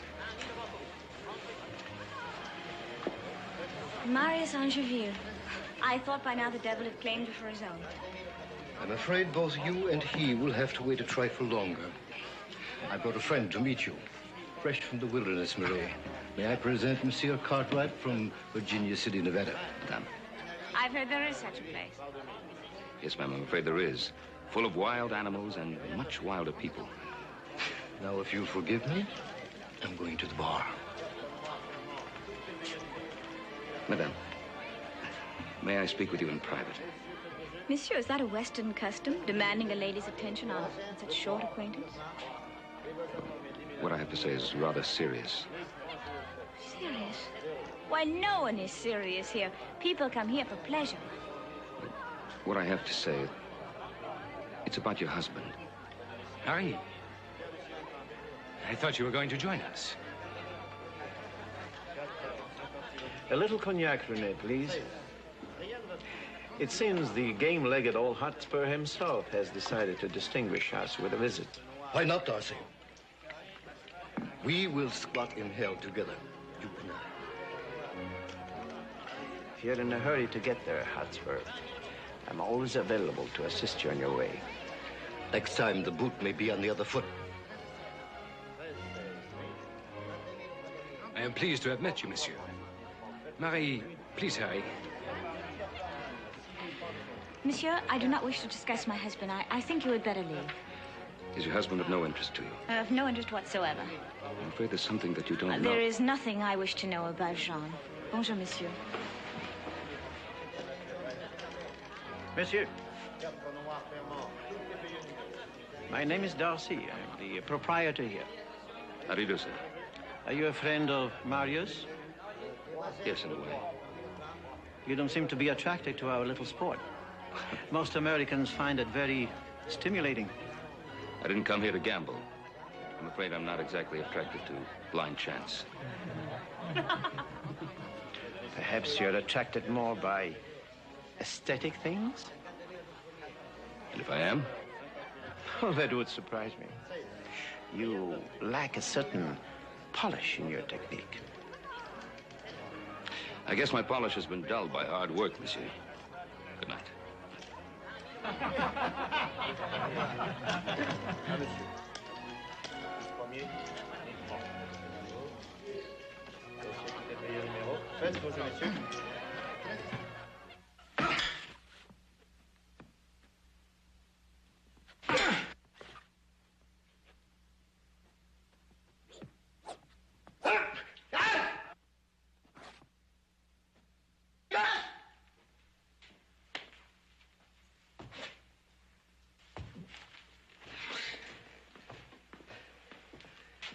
Oh, Marius. I fought amid the grape shot and bullets of Waterloo. A saber in my hand, with valiant men, honorable men. You've had too much to drink, Marius. Don't tell me what I've had. In vino veritas, in wine, there is truth. Let me help you. What is it? An old wound. This afternoon, it became as fresh as the day I received it. Defending the honor of an old friend. Ah, Jean, you came to me, but I failed you. We all failed you.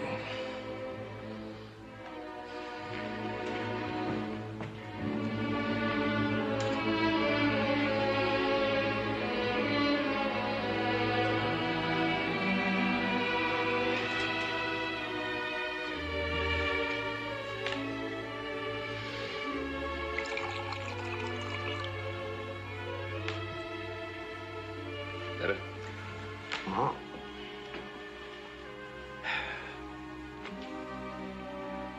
did that mean? You all failed him. Well, he'd just been married. He adored his young and beautiful wife. But when he believed her unfaithful, he ran. His whole world shattered. Now I'm beginning to understand why Madame de Marigny didn't want to talk about her. I never believed the stories spread about Marie. I tried to prove them false. She was the innocent victim of deceit. What was the truth? The real facts about what happened are locked in her heart, along with grief and disillusionment.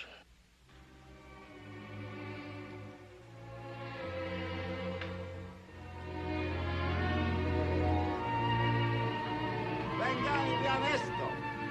Vengani abbiamo visto!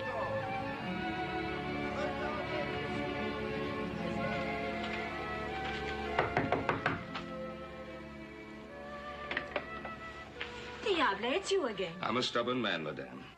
Please go away. I will, as soon as you give me a chance to talk to you. I know all I need to know about Jean. Do you know that he's dead?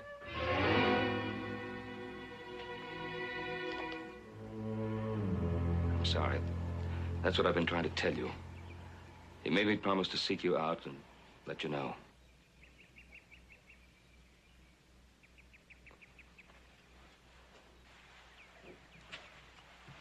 Thank you. I'm sorry I had to give it the news so bluntly, but you left me little choice. Go on, monsieur. Jean died after saving my life. He was a brave and courageous man. I accept your statement, monsieur, but it does not fit the Jean de Marigny I knew. He asked me to tell you that he loved you. Love. He didn't know what it meant to love. A man on his deathbed doesn't lie. All right, you've told me. Now, good day, monsieur. Well, that isn't all he asked me to say to you. I'm not interested. He asked me to say that he forgave you. Gave me? Yes, his words were, he loved you and he forgave you. For what? He believed a horrible lie. It was absurd. He couldn't have accepted it and really loved me. Instead of trusting me, he ran off, leaving me disgraced and humiliated. Where was he when I needed him? When my baby needed him? I didn't know there was a child. There is no child. His mother took him from me at birth. He died of the fever. Jean never told me about that. Did he know? If he knew, would he have cared?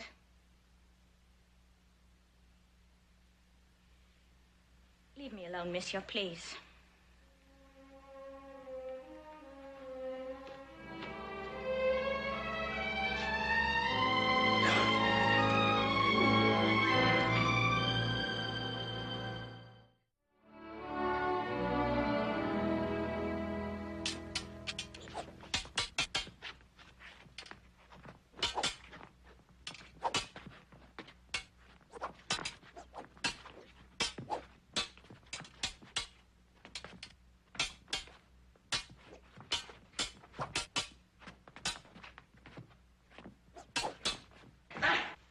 Touché.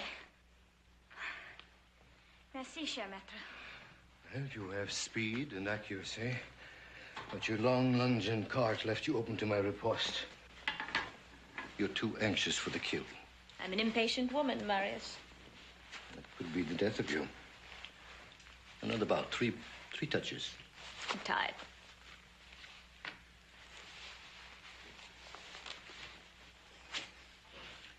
You didn't come here for a fencing lesson, Marie. Not after all this time. I'm not sure why I came. I'm not sure of anything anymore. Well, I can't give you any fatherly advice. There are no words to prevent memories from coming back to haunt you. You remind me of a gaunt old tree, gnarled and sad, all covered with Spanish moss and standing up to your knees in dark water. You've been a loyal friend, Marius. Even though you were wrong about my cousin Edouard. He's been very good to me.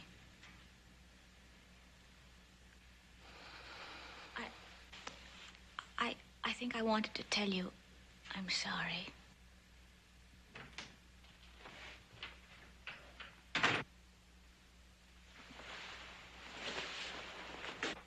Oh, please don't run off on my account. I'll be out of your way. Marius told me you wouldn't be here today.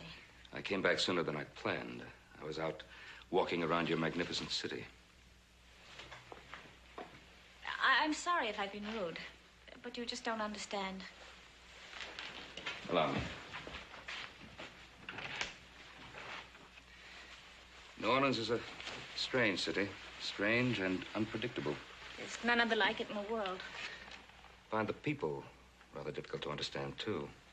They're a blend of so many things. Yes. Good and evil. Bitterness and sorcery and virtue. You could live a lifetime and find nothing worse than warm sunshine or bubbles and honey. Or you might suddenly become aware of the most terrible rottenness. The West is like that, too. Out west, there are trees that touch the blue of the sky. Unimaginably beautiful. Yet there's an anger and violence about nature that seems to be there just to test people. But it hardens them, too, makes them strong and unfeeling. It's a man's country. Are you going back soon? Yes. I thought maybe, before I go, maybe we could have supper together. And I promised not to talk about anything more personal than bubbles and honey. I'm sorry. Good day, monsieur. Bonjour, Marius.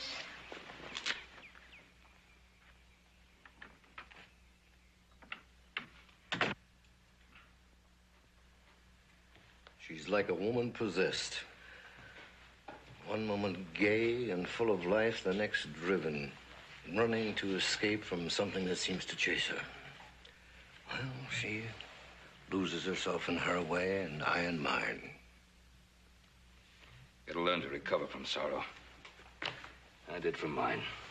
Did you? I think not. You're still nursing your wounds just like me. I learned to forget, Marius. Marie can't forget. A husband who deserted her, a mother-in-law who loathed her.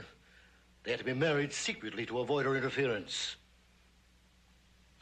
What about this other man, the one who was supposed to? Well, I never found out who he was. One of Darcy's friends, perhaps.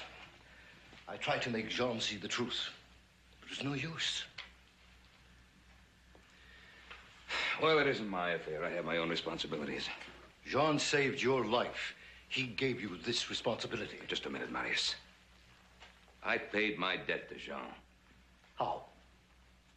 By bringing us the sad tale of his death? By bargaining with his mother to sell your furs? Those furs represent a year's work. I need the money to expand my ranch. Besides, what the devil could I do here that you have not been able to do? You could help me find the other man. Oh, that happened years ago. Wouldn't help Jean now anyway. It's a dead issue. Not to me. And Marie isn't a dead issue either. You could talk to her. Make her see that Darcy isn't what she thinks. That he isn't trying to help her.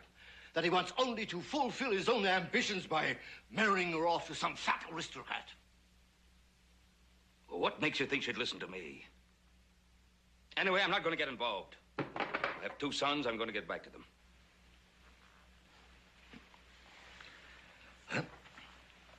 Maybe you're right, my boy.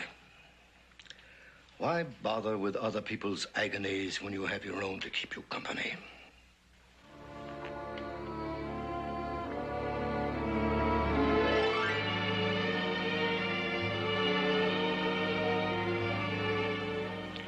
I do not compromise with situations, Madame de Marigny. Then you are aware that this man is a threat, such as Angeville never was.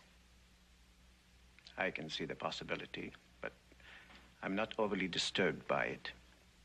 He is young, aggressive, and he feels a debt of gratitude to my son.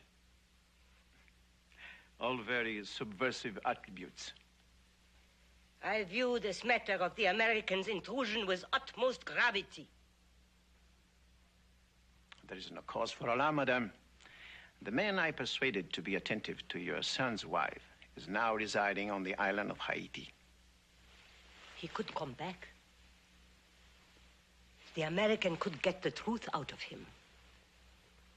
And if he searches hard enough, he could discover from various sources that Marie's child is not dead. That could lead to the most undesirable results. I want him to leave New Orleans. I have arranged for his furs to be bought so that he will have no excuse to stay.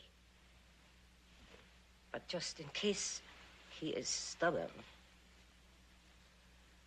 I want him out of here. Do you understand? I understand perfectly, madame. If you can afford the expense, I can afford the inconvenience.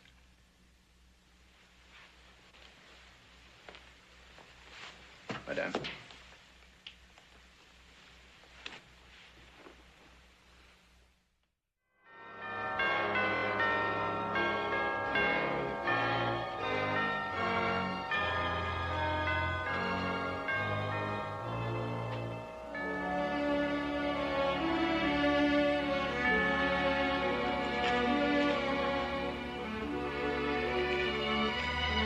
I saw you from the street, madame. May I?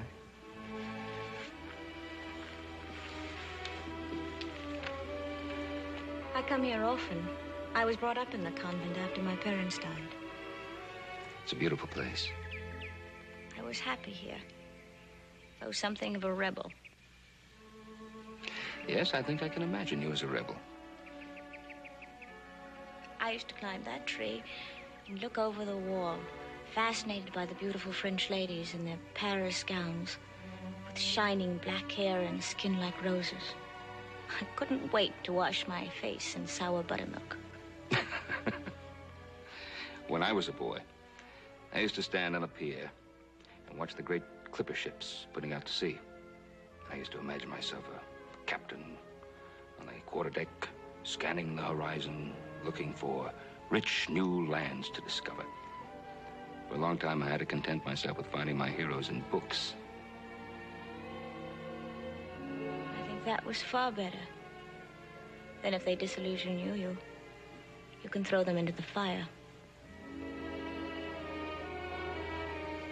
It's getting late. May I walk you home?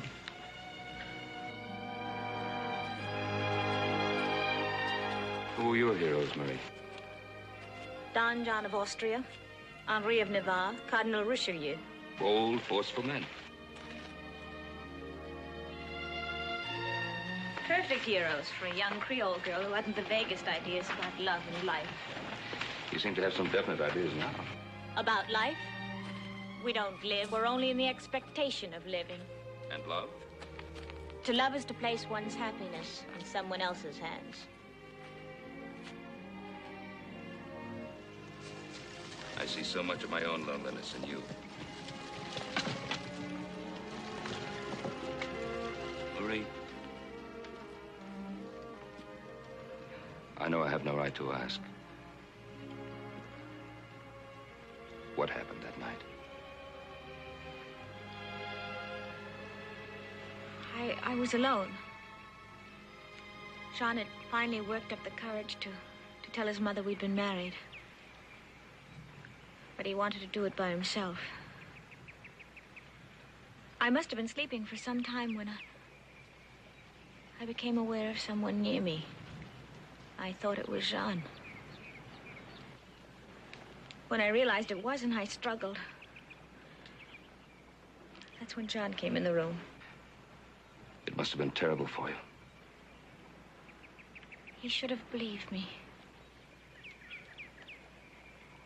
Yes, he should have. His mother was anxious to believe the lie. Something should have been done about that lie a long time ago, Marie.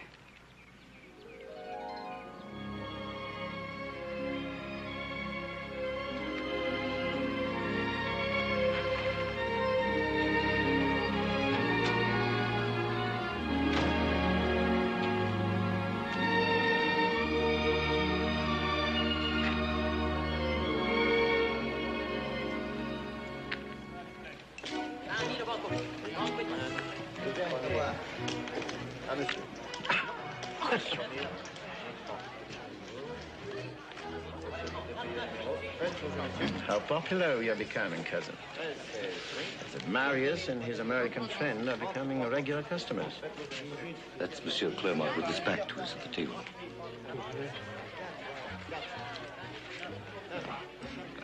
Wait for me at the bar. Leave Marius alone, Edward. Don't concern yourself. My quarrel with the old Hotspur is ancient history. Mr. Clermont, I'm Ben Cartwright. Oh, it is a pleasure to meet you, monsieur. I got your note and came as quickly as I could. Oh, yes, about the furs. Madame de Marigny spoke to me. You play poker, Monsieur Cartwright?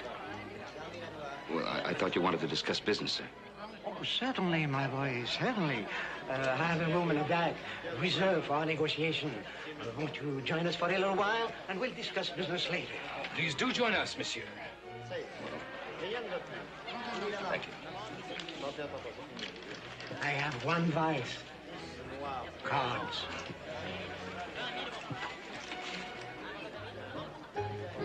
Well, gentlemen, I have 3 queens.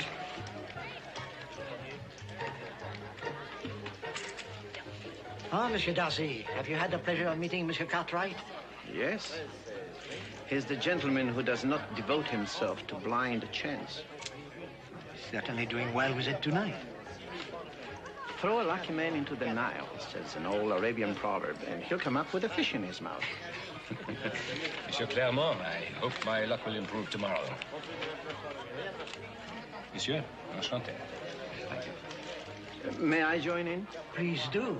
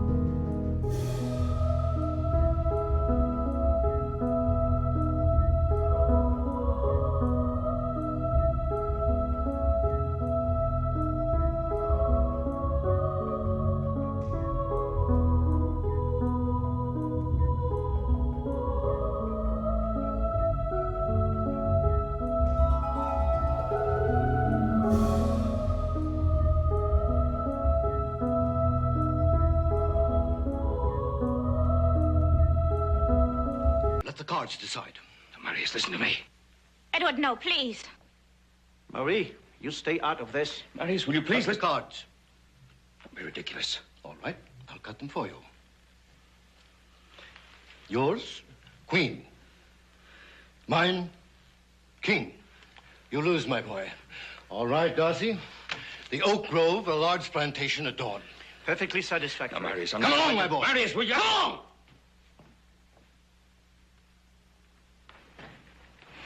Edward, no, please. Monsieur Cartwright is no match for your rapier. He knows nothing of such things. And Marius is an old man. He's crippled. Why are you so concerned about Mr. Cartwright? Oh, come on, Marius. I was tricked into that duel. Of course you were.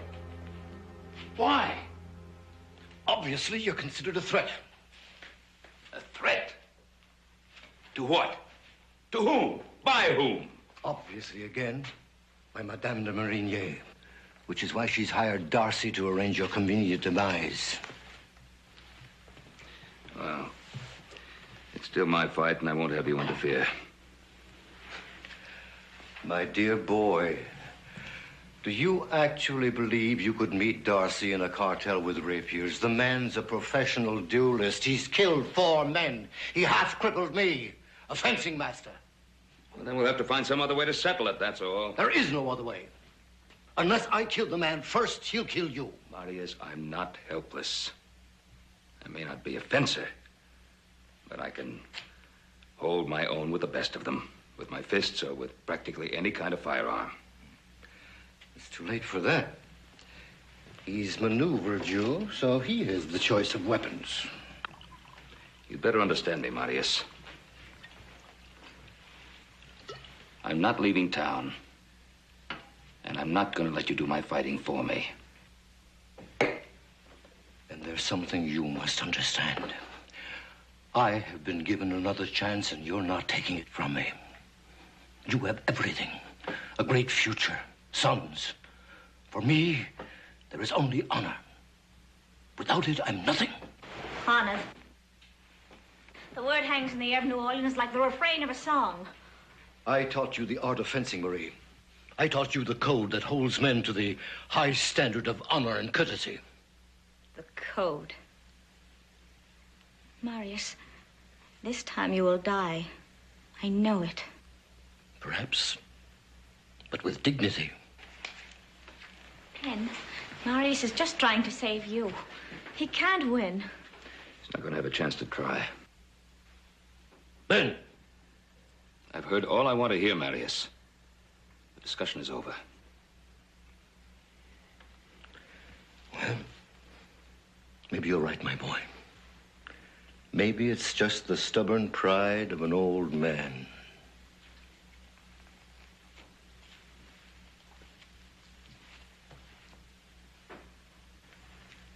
What about you?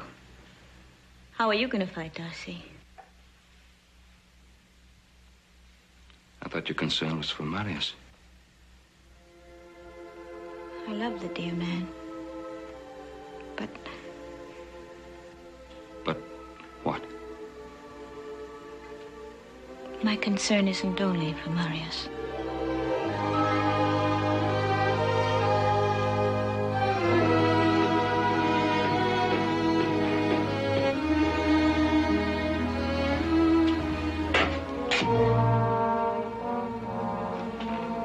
Marius!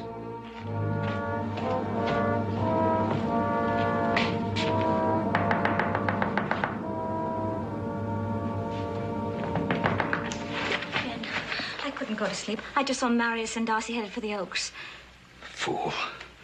You'll have to show me where they hold those stupid duels. My carriage is outside.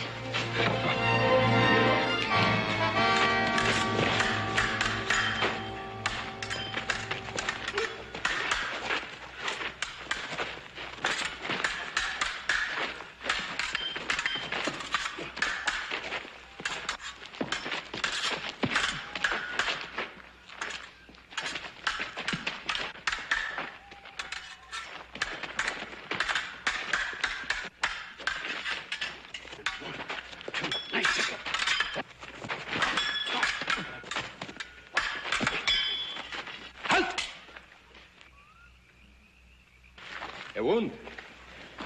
No wound. Continue.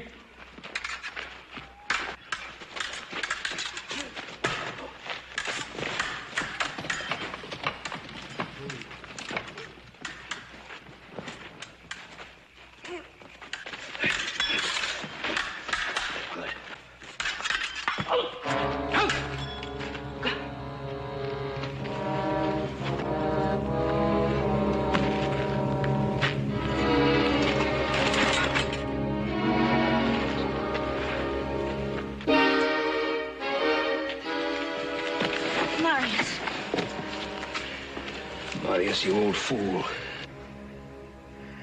I failed you, my boy. I failed you both.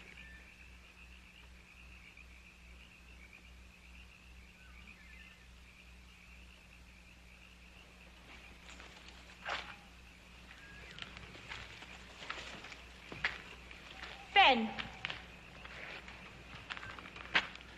You know what you are, Darcy? A hired assassin. Fighting an old man. You're a white-livered, cowardly disgrace to yourself and your so-called code of honor.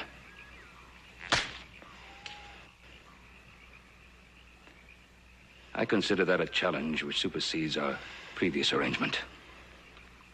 My choice of weapon is pistols. Here and now. Agreeable, monsieur. Andre, the pistols.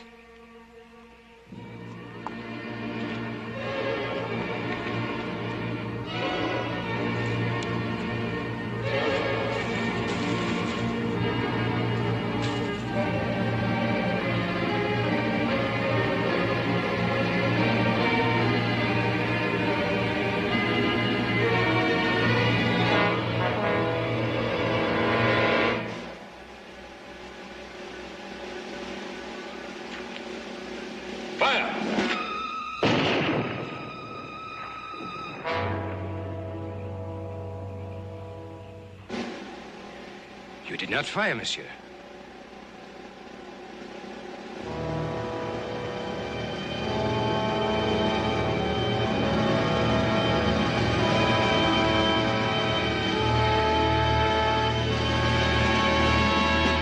You'll live, Darcy. If you tell the truth about Marie and the man you hired to disgrace her. You know nothing of the matter of honor. Fire and be done with it! Honor? What do you know about honor?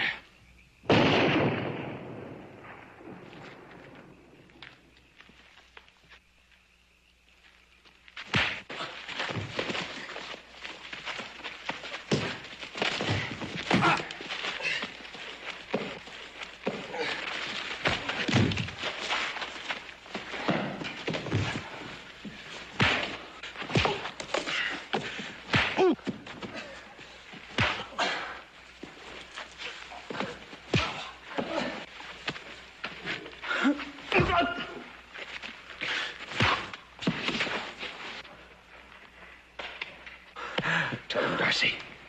Tell him the truth about Marie. Tell him! Yes, yes. Madame de Marigny arranged the whole thing. Through me.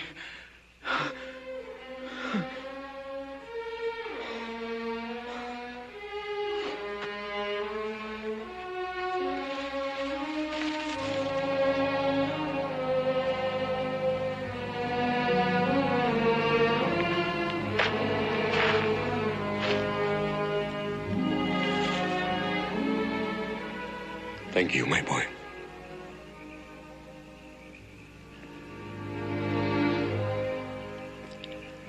I'm knee-deep in dark water, but no longer sad.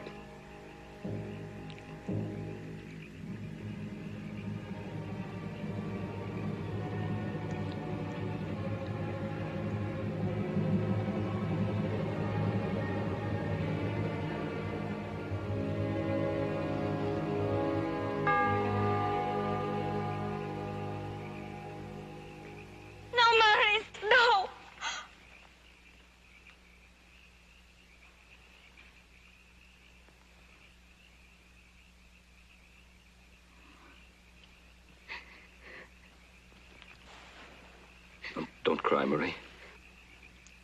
He died as he wanted to. According to the code by which he lived. Code.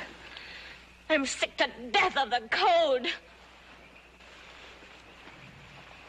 Of all this stupid, shallow desperation that drives decent men to destroy themselves. Look at this hanging moss with its slime and sickness. Like this proud society that builds a wall around itself and shuts out the world. Marie, there's a world beyond that wall. The real world. A beautiful world. Where trees touch the sky. Yes, where trees touch the sky and they grow straight and tall and clean. Where life is reborn every moment, every day. Not for me. Death follows me. Only in the past. Only in the past. There's life ahead for you. For us. Without you, it would be empty for me. Empty? But with your sons? The future you're building for them? Until I came here, I thought my life was quite full. My sons were all I needed. But now I know, without you, it could never be complete. Come back with me. Be my wife. I love you. Ben, I love you.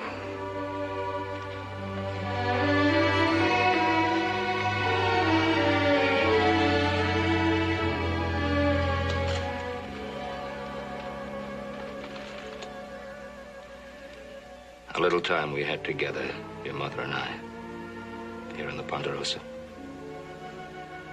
From the time we were married until the time you were born. Until that day she came riding up to the house and fell.